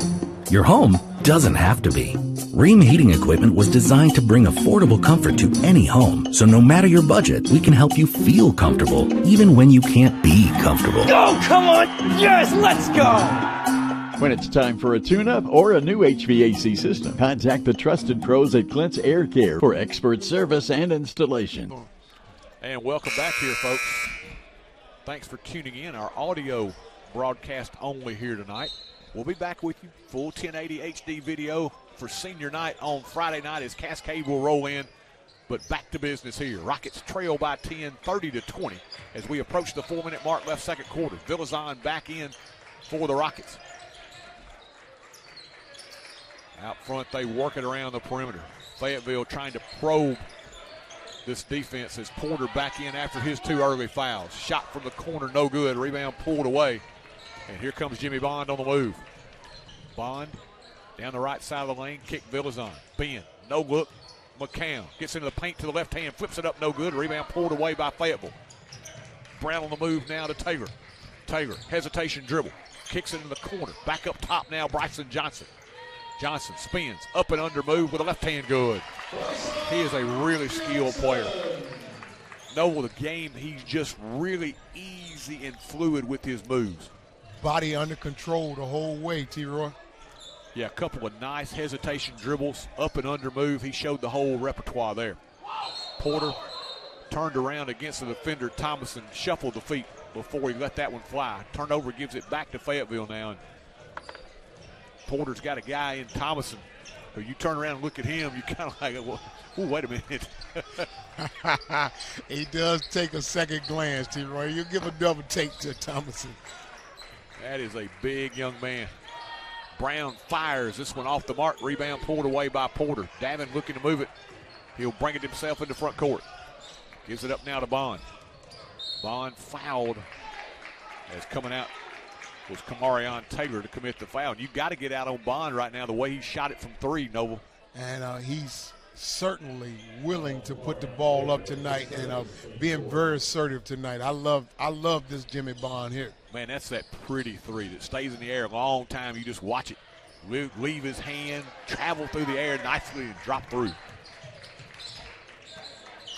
Rockets can't get the bucket there. Back on the other end we go. Fayetteville quickly the other way. They'll work it around the perimeter. Love kicks it over to Brown, right side. Back up top, they'll bounce the four now to Taylor. Thomason comes out high post. Porter playing behind him. If I'm Porter, I'm like, you stay out there, young man. I just stay right there, 15 feet away. I'm happy. Porter makes it. Porter's job is made easy with Thomason out there in particular. Thomason calling for the lob. They throw over the top. He'll tip it up, no good. Rebound pulled away by McCown. Cleared now. Here comes Jimmy Bond. Jimmy weaving his way into front court. Jimmy down the lane. Shot put up, and he'll draw the foul on Bryson Johnson. That was one of those that Johnson, you could tell, was like, this guy's not going to bring it at me. He's 4 or 5 inches smaller than I am. I'm fixing to get out of the way because he's going to throw it. He's going to throw it. Wait a minute. He's not going to throw it. I'm going to try to block this thing, and he picked up the foul. Nobody passed the message on to Johnson that Jimmy Bond got off the bus with the mindset of being aggressive tonight. Yeah, Jimmy's been much more in the offensive mode tonight. Josh Dowd, the freshman, is going to check in for the first time. And when you shot it like Jimmy, you can be aggressive offensively. You have every right to be. Second toss, good. Jimmy in double figures now with 10. 32-21. Taylor hangs in the air down the lane, shot no good. A rebound, follow no good. Rebound pulled away by Dowd. On the outlet, here comes Jimmy. Racing the other way in the front court. Bond with it right side. Gives it up on the weave to McCown. Bray straight away. Gives it up now, Bond. He ends up with Thomason on the switch. Jimmy can't get off the shot over Thomason, picks up the dribble. Looks inside, now comes Bray McCown, left wing. McCown spins between defenders, puts it up, blocked away on an excellent shot, or excellent rejection there by Fayetteville. It starts the break. And Algira Johnson ahead of the pack had it knocked away from behind. But I tell you what, when you get down into no man's land, Kentius Henderson, who's off the bench, they just keep bringing guys off the bench that can bring it. Say they just keep reloading, huh? Thomason says, I'll shoot the three. Maybe a little ill-advised there. Is that one a little short? Rebound pulled away by the Rockets. Settle for that all night long if you let him shoot that. Yeah, I think they'll let him shoot that. Be very comfortable. Porter now with Thomason on him. Brings him out front, gets by him. Kick McCown in the corner. Three ball, no good, but he draws the foul. And Noble, I was about to count 1, 2, 3, and possibly 4. That one looked like it was going down. He absorbed the contact. It didn't drop, but he'll get 3 free throws. And T. Roy talked to me offensive minded. Bray getting a chance to get to the free throw line, get his stroke together. This here will be beneficial to him as he continues to shoot second half, right? Yeah, most definitely. You just want to go somewhere when you haven't shot it as well to start the game. You want to get something to get you going. So you dial in from here. I got 3 free throws. I've seen the ball go through the basket. Hits the first one. Ready for shot number 2. It's on the way in and out. No good. He'll get another. Bray McCown, the junior. Ready for his third toss. Fouled shooting the 3 from the deep right corner. Third toss on the way. This one a little short. Just 1 of 3. Very uncharacteristic for Bray. Bryson Johnson the other way as we're under a minute left here, second quarter. Cross court right side. Henderson picks up the dribble, needs some help. Johnson in the lane gives it back to Henderson, who traveled with it. Henderson wasn't ready that time. He thought Johnson was going to try to operate in the paint. When he kicked it back to him, Henderson shuffled his feet. And he certainly didn't look like he was really interested in being offensive-minded anyway. 40 seconds left here in the quarter. Rockets with the basketball. They trail by 10. Porter turns the corner. Davin gets inside, spins, falls away, and a shot blocked by Henderson, but he also picks up the foul. he tried to sell the ref on the idea that he was standing straight up, T-Roy. Man, that dude looks like you just brought him out of a like Plastic Man cartoon. He has got some outstanding reach. He came back across. That guy's wingspan, he's got arms down to his ankles, man. He reached up. He was going the other way and still finally got a hand on that thing. Porter, toss up and in. Davitt's first point of the game. Of course, he got saddled with the early personals. Had to miss a large chunk of the first quarter. Henderson's going to check out. Thomason back in. Missed a large chunk of the first half, T-Roy. Davitt ready for his second. It's on the way. Good. Davitt in the book. Lead down to 8:30 seconds left here in the second quarter. Kamarion Tager will bring it into front court. Kicks it now to Love on the wing. Love against Villazon. Cross court it goes. Algera Johnson. Back up top now to Taylor. 15 seconds left here, second quarter. They work it around quickly. Good ball movement here by the Tigers. Now they'll attack. 10 seconds left. Taylor, kick, corner. Johnson, spot up three. This one off the mark. Rebound out of bounds to the Rockets with 0.9 seconds left here in the quarter. So you give it the heave-ho here and hope somebody can pull Christian Laettner. Villazon heaves it to the other end, no good. That's how we'll end this first half. After falling behind 19-2, Rockets steady the ship. They get it to 8 here as we have reached halftime.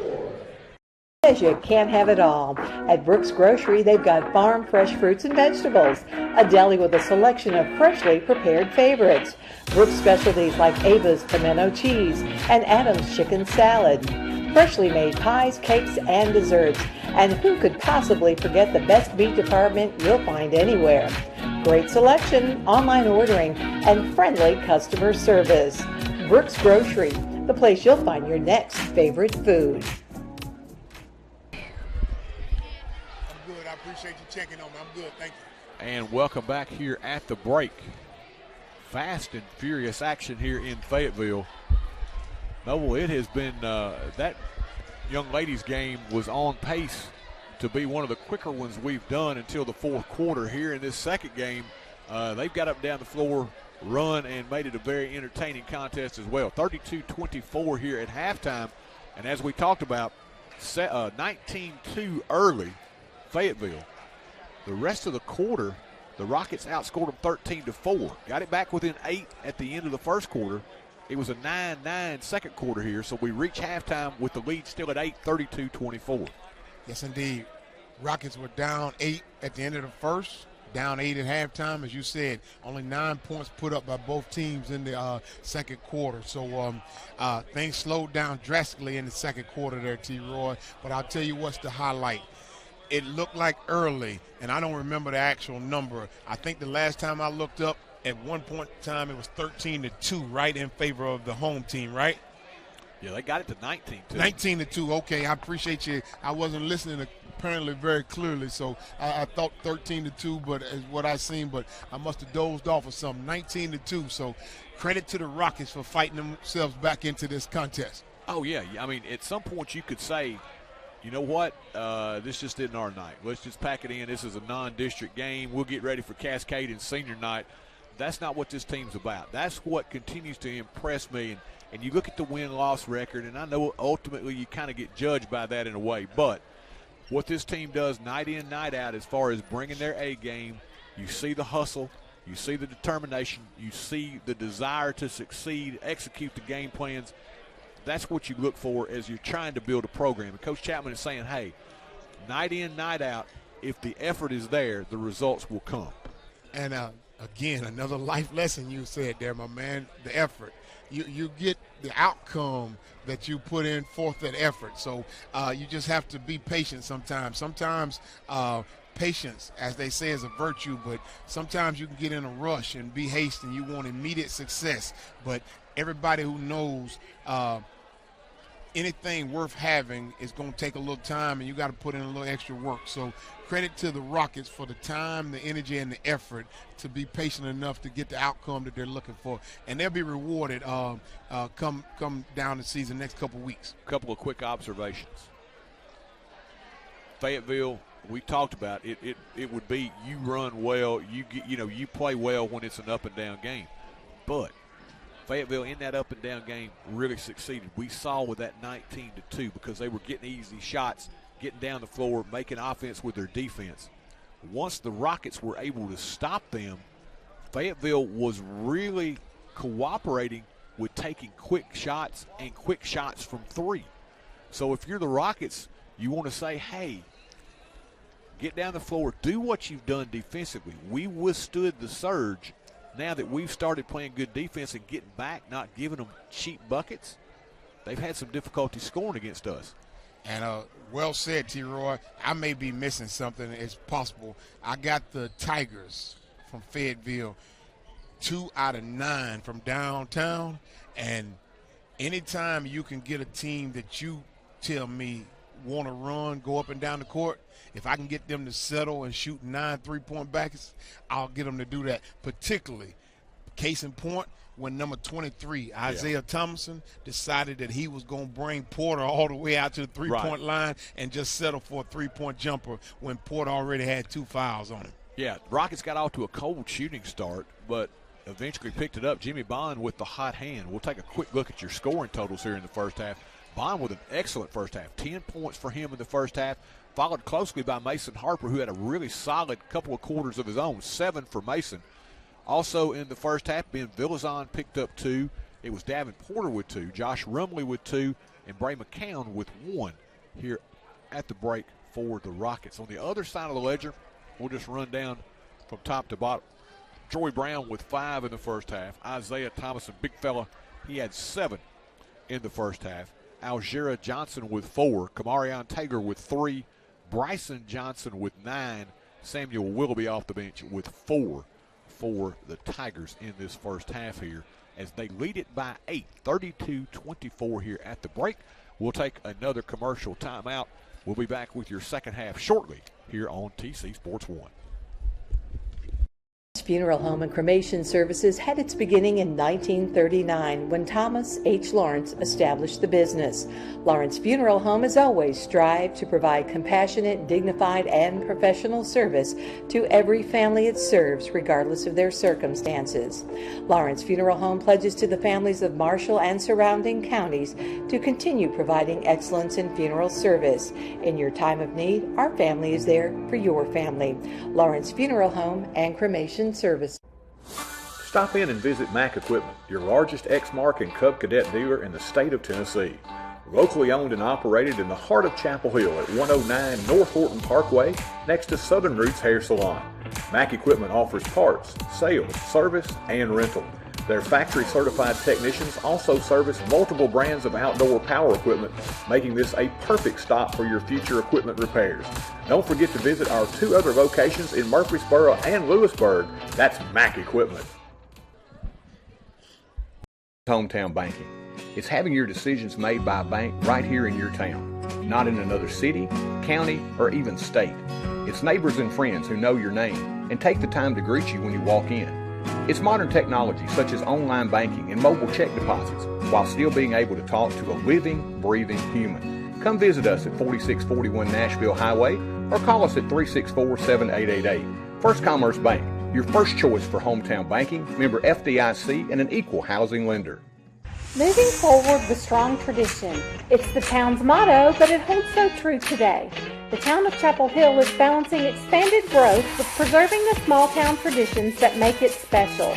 The town's administration and employees would like to take this time to reaffirm their commitment to the citizens of Chapel Hill and to wish the Rockets and Lady Rockets success in their upcoming seasons.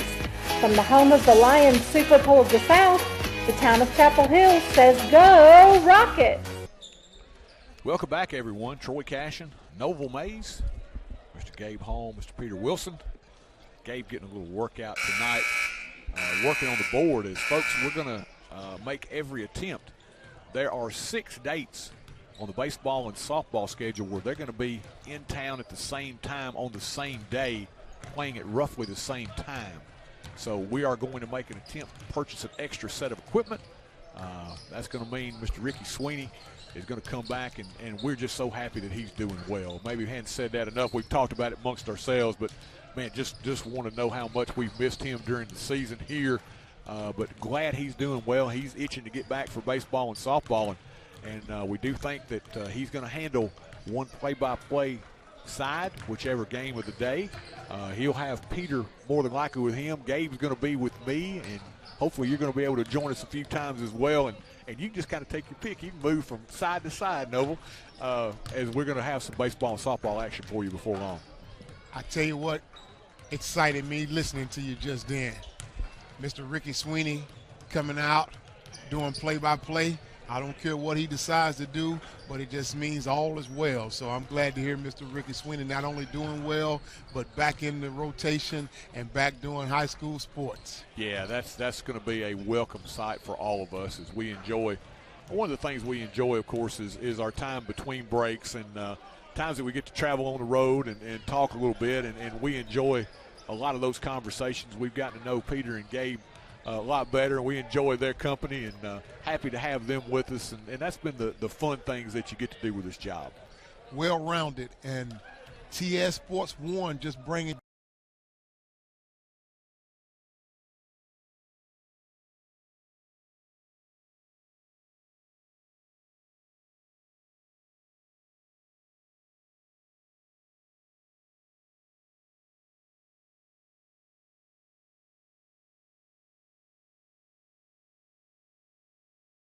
Eye Care Clinic, Dr. Jeffrey Jordan and his staff offer a wide range of services, including comprehensive eye exams, advanced testing, and eye disease management. Fashion frames from top names.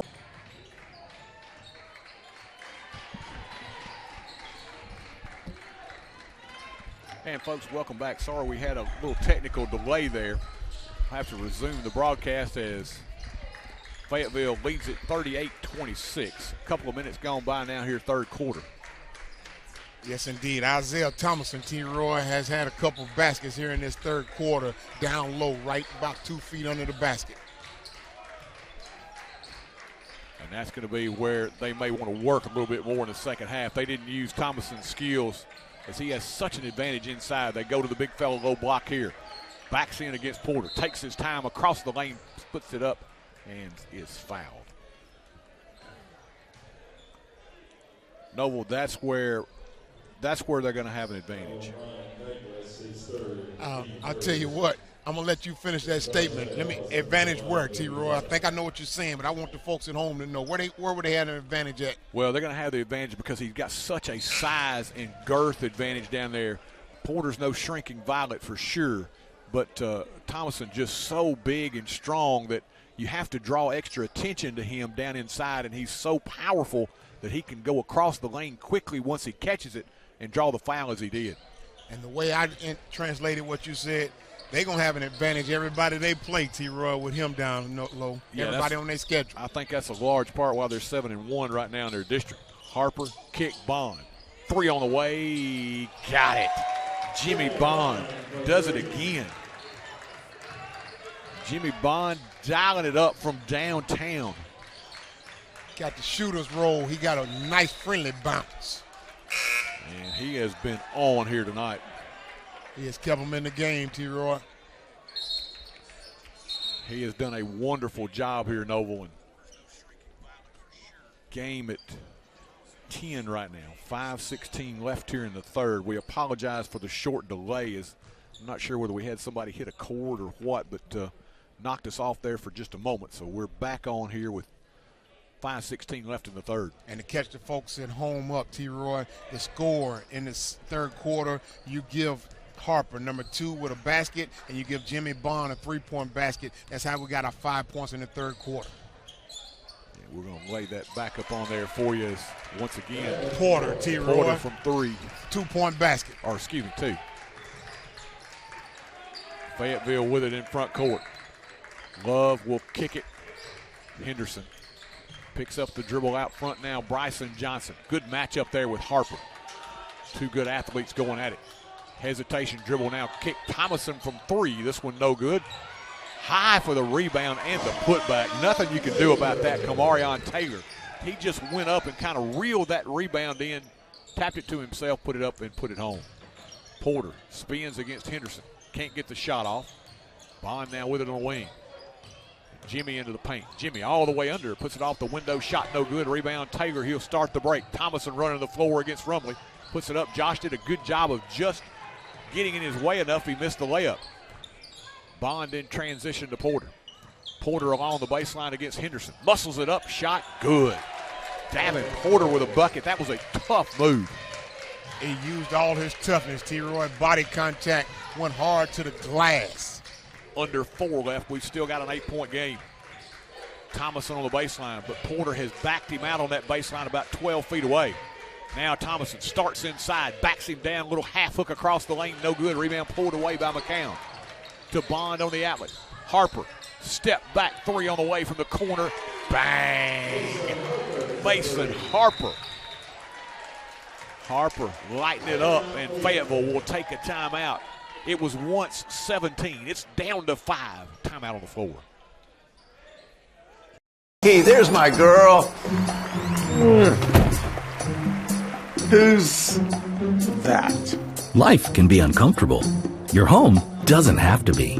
Ream Heating Equipment was designed to bring affordable comfort to any home. So no matter your budget, we can help you feel comfortable, even when you can't be comfortable. Oh, come on. Yes, let's go. When it's time for a tune-up or a new HVAC system, contact the trusted pros at Clint's Air Care for expert service and installation. 6, 9, 12. Bond has 13. Okay, I got Villas on with 2. Okay. Harper, you tell me how many Harper's got. Harper has 12. Harper has 12. Okay, I missed a 2 from him. We're back. As trying to catch me up a little bit here during the break. Fayetteville with it. 41-36. Johnson straight away. Mashed up against Harper. Puts it on the floor, spins in the paint. Mason right with him, but they're going to call him with a hand check as Johnson made that good hard stop. Noble, he went to spin back, and the official called Harper for the hand check. And T-Roy, that's a tough call. Hey, it is a tough call. Good one, but tough. I seen Coach Chapman over there, and here's the thing. They just going to avoid you putting your hands on anybody and force you to play defense. Johnson along the baseline, lobs it up. Willoughby's tap is no good. His follow no good. Went back, got it again, put it home, and drew the foul. No, they're going to wave that thing off. Yes, indeed. In order for him to get that last basket, he had to go through the Rocket, T-Roy. So he had a golden opportunity to hit a couple of them. But that last one, Rockets get credit for being in front of him, T-Roy. They got a chance now to whittle it to 3 or even 2 with a three-pointer here. Porter between defenders. Shot put up, partially blocked by Willoughby. That was an excellent defensive play by Willoughby. A great move by Davin Porter. 2 excellent plays there. Porter, first of all, good offensive move, but Willoughby closed ground, was able to get a piece of it. Bryson Johnson clears, 15-footer good. He got just enough of a crack behind that screen, Noble, to get it over Harper. Excellent offensive player, T-Roy.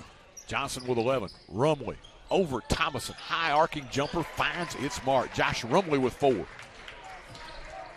Back to 5, 2:20 clock ticking, third quarter. Love with it beyond the arc, left wing against McCown. Looks inside to Thomason, brings it instead straight away to Johnson. Now down low, other side. On the block, Willoughby. Backs his way in, across the lane, the left-hand hook, no good, and he'll draw the foul. Noble, he presents such a problem as Rumley picks up the foul. He's long, and when he can get into that paint, Noble, you've almost got to foul him as Rumley did there. There's just not much you can do if he can get that step on you. It's not much because not only is he long, T-Roy, but the athleticism, the footwork, the ability to be able to fake one way and go the other way, T-Roy. Well, and tough, Noble, in the fact that you've got him down on that baseline, and you think, okay, most of the time you're dealing with the right-hander. I've got him dead to rights. Well, Willoughby's a lefter. He just spins back into the paint on you, and that's his strong hand. 45-38, lead back to 7. Now Fayetteville, 1-3-1 zone as Porter with it on a wing. Baseline McCown gives it up now to Porter. Porter gets inside, gets to the front of the rack, put it up too strong. Pulled away by Love on the move, Fayetteville. Love racing up the right side. Gives it up to the trailing Taylor. Spot up three, bang. That's what you call a great secondary break. Pushing it was Love. Taylor trailing the play, got it, and calmly drained the triple. Now back to 10. Rockets now need to make a move. Bond. Jimmy penetrating, probing that defense. Gives it up instead on a wing to Harper. Cross court, Rumley. Spot up three. In and out, no good. Rebound pulled away by Thomason. Gives it up Taylor. Taylor quickly up the floor. This time left side. Gets it inside to Willoughby. Puts it up and draws the foul. Noble, their bigs run the floor very, very well. Not only do they run the floor very, very well, a 5-point game is stretched out to a 10-point game in a matter of about a minute, T-Roy. Yeah, it doesn't take them long, and these last couple of possessions, I think, shows you what Fayetteville can be. Get it out, Taylor trailing the play, kick it back to him, spot up three. The brute play inside with Willoughby. I mean, they have plenty of weapons. It's just with them, there have been spots in this game where they've kind of taken times off on the offensive end where they haven't been able to find buckets, but, well, they got plenty of weapons. They athleticism they certainly do have, so they just have to stay interested in the game, T-Roy. Yeah, I'm with you, Dan. That's a great way to put it. They make these 5, 6, 8-point runs, and then they just go to sleep for a little while. Allow the Rockets to get back in it. Bond from three. This one off the mark. Rebound tipped around, controlled by Bryson Johnson. Looking to push it. The lefty in front court, pats it against Harper. Gets into the paint. Jump stop, up and under with the left hand, no good. Johnson gets it on rebound, and we're going to have a foul. Noble, he's a guy that presents you a lot of problems with the way he's able to move athletically. He can get to the spot he wants to, even against a good defender. Harper's really quick. Lob that inside, knocked away from Willoughby. Ball on the floor, run down by Love. Another opportunity here for Fayetteville. 23 seconds left here in the third. Tigers with an 11-point lead in the basketball. Taylor gives it up to Love, gets it right back with 12. Now Johnson with 8. Johnson spins in the paint, lost the handle. I think surely he traveled with that. Did he not? Ends up with it on the other end of that, puts it up and in. Rockets can't get a shot off, and Noble, that was a puzzling one because the ball, I didn't think he really got it knocked away. I think the official maybe thought the Rockets got a hand on it. I think he kind of just lost it, then picked it back up on the other side, put it up and in, and that makes it a 13-point lead here as we head to the fourth quarter. Hey, there's my girl. Who's that? Life can be uncomfortable. Your home doesn't have to be. Ream Heating Equipment was designed to bring affordable comfort to any home. So no matter your budget, we can help you feel comfortable, even when you can't be comfortable. Oh, come on. Yes, let's go. When it's time for a tune-up or a new HVAC system, contact the trusted pros at Clint's Air Care for expert service and installation. Yeah, I can't give you the ball. Welcome back as we get set for the fourth quarter. Noble, I want you to bring that point up because we were talking about it during the break. As a former official, talk to us about that last play. Yes, indeed. In my opinion, from my vantage point, it looked as though that the Rocket hit the arm of the player for the Tigers, and it forced the ball loose. And I either can call a foul on you, and since I chose not to call a foul on you, I cannot give you the ball since I didn't call you a foul on you. I can't reward you for an advantage that was in your favor. Gotcha. That's why it is a 13-point game, but Johnson stayed with it, put it up and in right before the quarter. 51-38. Porter inside, a little fall away off the window, softly and in. Good feed inside by Villazon, and Porter with a nice fall away.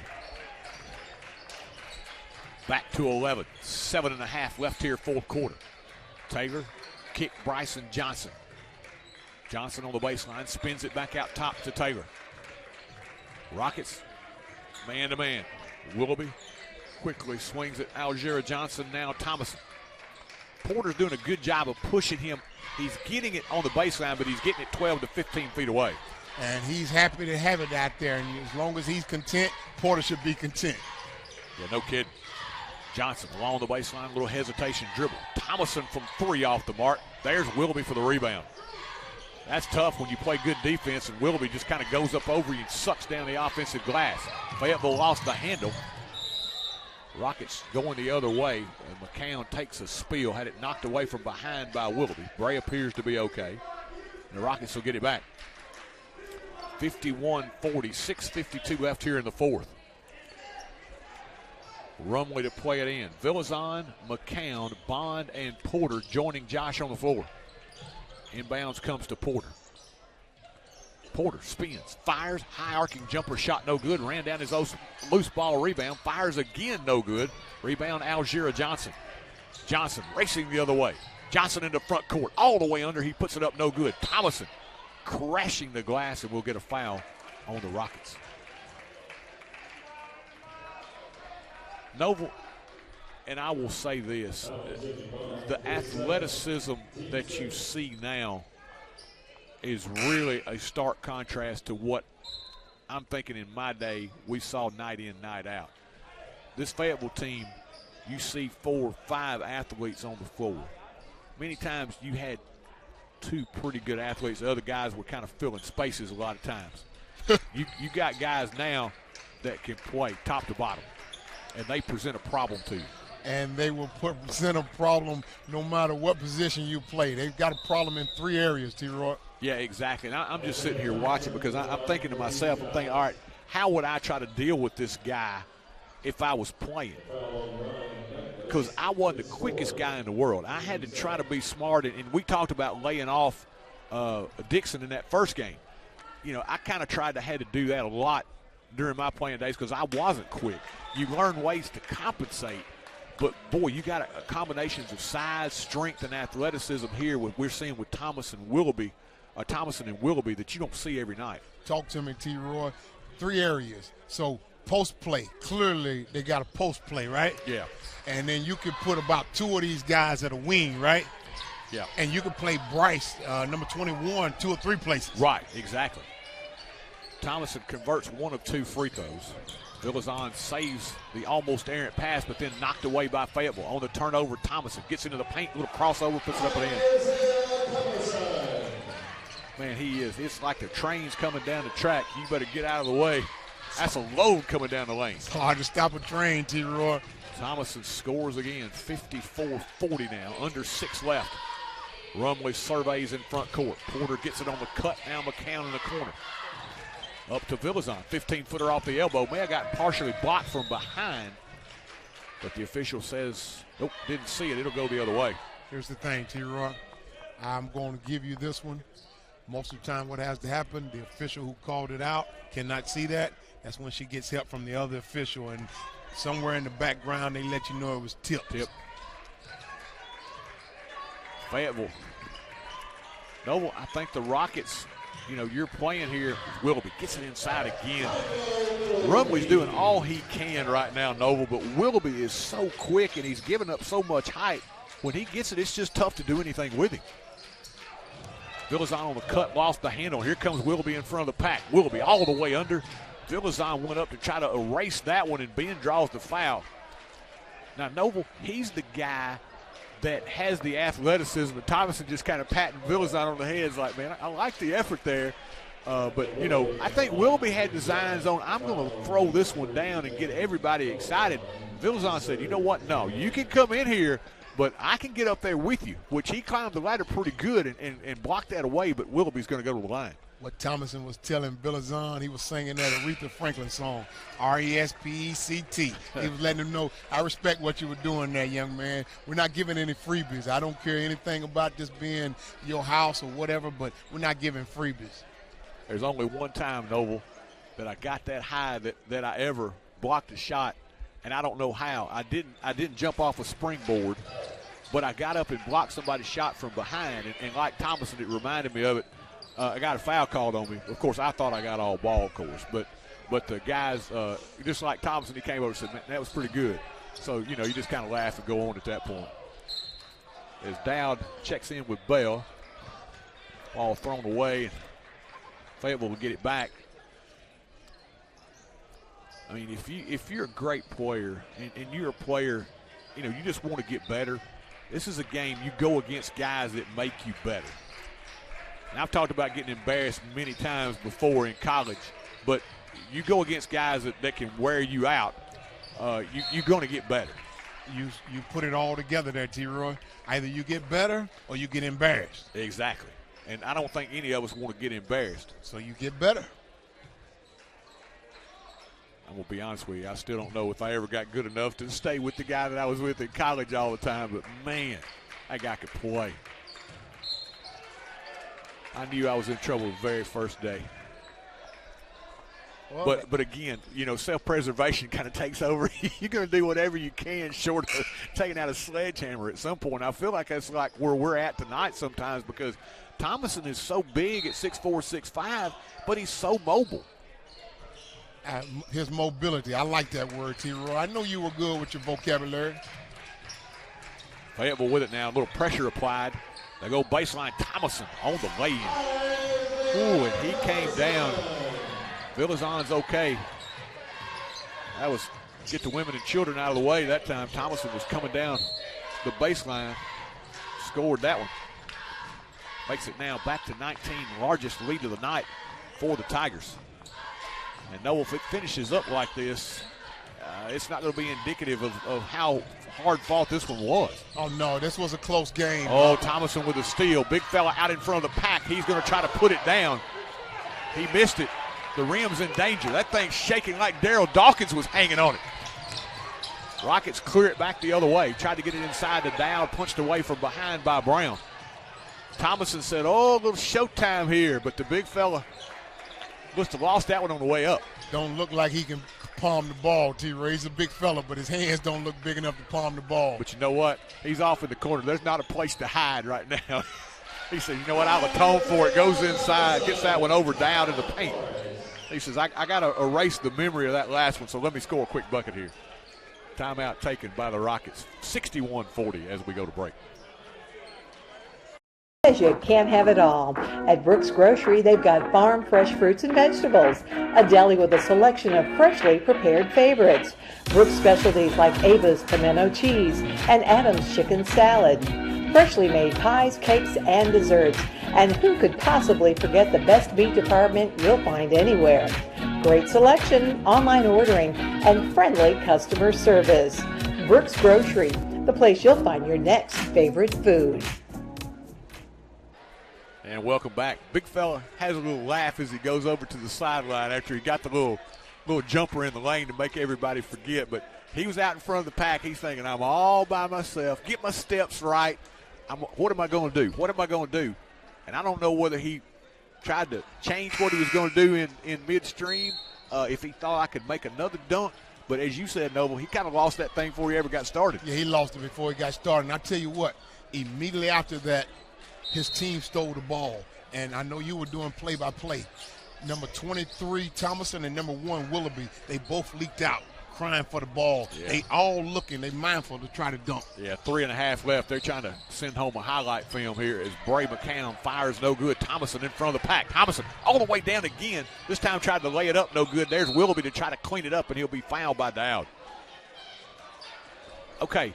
Noble, 3:12 left. We haven't seen Dowd a lot, but this is a game I think Coach Chapman again is saying, all right, big fella, you're going to have to be part of our rotation. Let's get you in here against some guys that are your size and let you see where you got to be. And here's what I want to ask. I do appreciate that, but what does that do for your confidence with this group of guys? Because you just got through talking about getting better or embarrassed.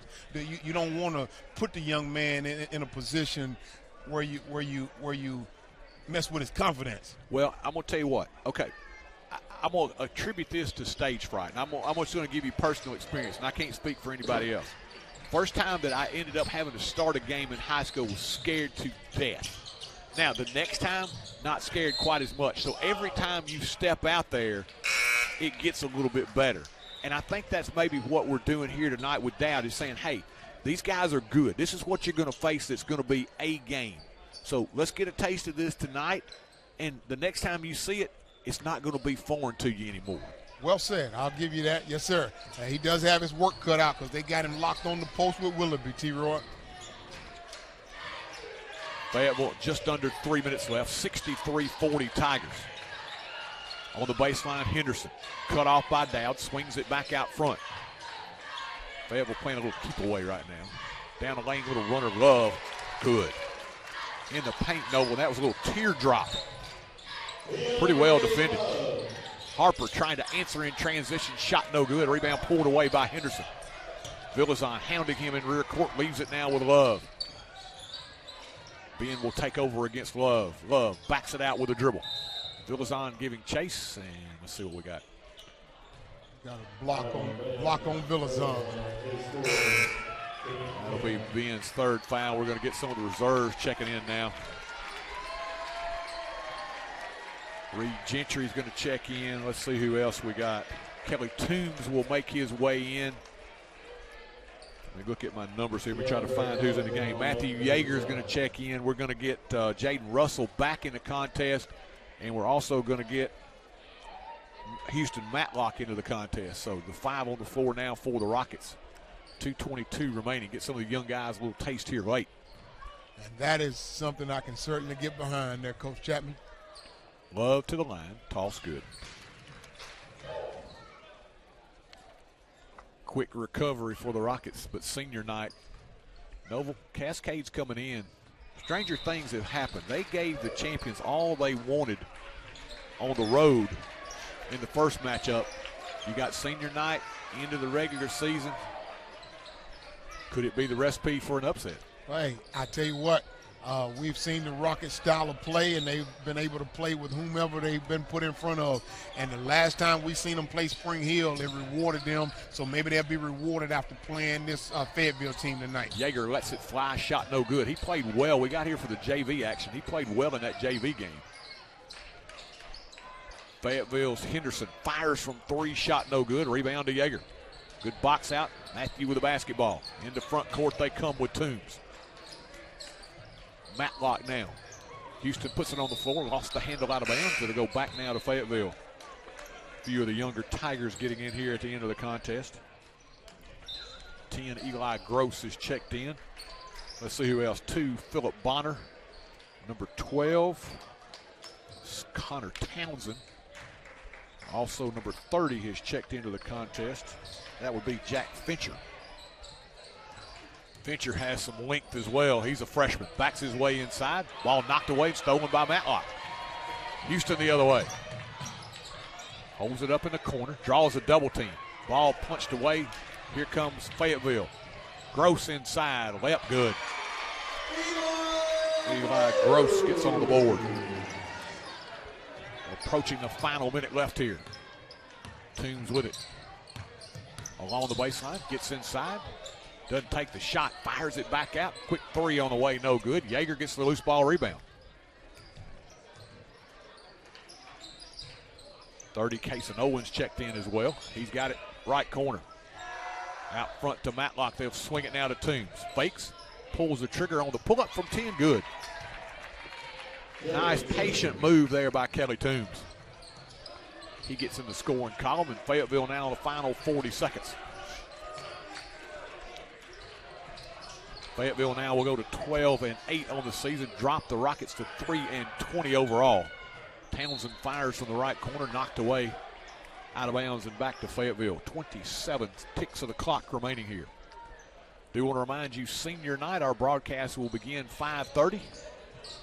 Girls action beginning at 6 o'clock here on TC Sports 1. That Friday night, senior night regular season finale. We'll be back with the audio and video for you on Friday as well. Matlock into the front court, final 15 seconds. Houston, little crossover. Got into the paint, poked away from him, in from behind, out of bounds, and back to the Rockets. Toombs going to play it in.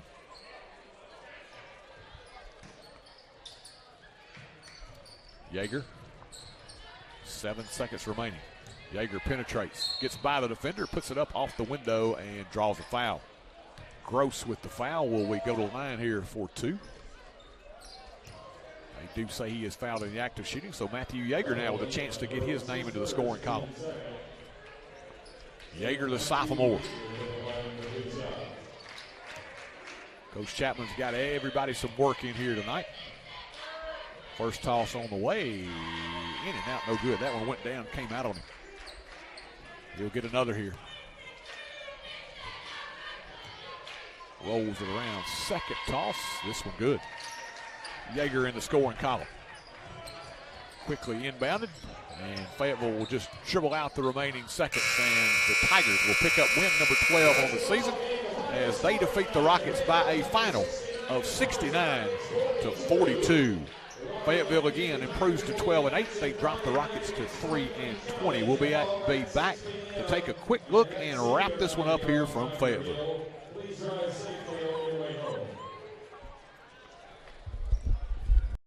You can't have it all. At Brooks Grocery, they've got farm fresh fruits and vegetables, a deli with a selection of freshly prepared favorites, Brooks specialties like Ava's pimento cheese and Adam's chicken salad, freshly made pies, cakes, and desserts. And who could possibly forget the best meat department you'll find anywhere? Great selection, online ordering, and friendly customer service. Brooks Grocery, the place you'll find your next favorite food. And welcome back here. 69-43 your final. Noble doesn't tell the whole story. This one pretty close much of the way. Fayetteville opened up an early lead, got up 19-2. Rockets got it back a couple of times where they had a chance to get within 2-3 points. So they played well. 8 points at halftime, about midway through the third quarter. Fayetteville with the run, and they end up pushing it out here to its final margin of 69-43. But overall, for the most part, Rockets played pretty well, showed some grit to get themselves back into it. But all in all, Fayetteville just too many weapons here tonight. Yes, indeed, T. Roy. It didn't matter exactly if you were talking about anywhere from the 1 to the 5. There was at least 3 areas that Fayetteville caused quite a bit of havoc. But the 2 players in particular, T. Roy, and I'm really shocked. Willoughby, number 1, come off the bench. And I don't have an explanation for why he come off the bench. Just because they got that much talent, man. I'm telling you, they are stacked, and you know you can see why they're 7-1 in a pretty good single-A basketball district. They're going to be tough for somebody come tourney time. And for the Rockets, you put this one behind you, non-district action. You want to get ready for senior night. Bring it on Friday night as the crowds have begun to grow. Noble, the intensity level. Got those young fans at Del Henson to get out there. They are getting the energy that Coach Chapman wants to see as they're trying to, I hate to borrow the Butch Jones analogy, but building it brick by brick here in Chapel Hill to get this program to where he wants it to be. So they want to come put a great show on Friday night, hopefully end up the season with a win and head themselves into the district tourney with an uptick. We'll be back with you again on Friday night. Once again, our broadcast time will be 5:30. We appreciate you tuning in here tonight as we've had fun bringing you a little audio cast, going old school here tonight. Noble, I think I'm going to have to go home and catch my breath. I think you used all your oxygen here tonight, T. Roy, so you certainly are very deserving of an opportunity to get you some rest. And I hope the folks at home can appreciate the fact that you did your best to bring them play-by-play and give them a vivid picture of what took place here tonight. And again, credit to the Lady Rockets as they put on a fabulous show here tonight, T. Roy. Yep, game 1 goes to the Lady Rockets. They pick up win number 9, 60-55, and avenge an earlier season loss to Fayetteville City. Once again, for Mr. Peter Wilson, Gabe Hall, Noel Mays, this is Troy Cashin. Have yourselves a great night, everyone. You've been listening to Rocket and Lady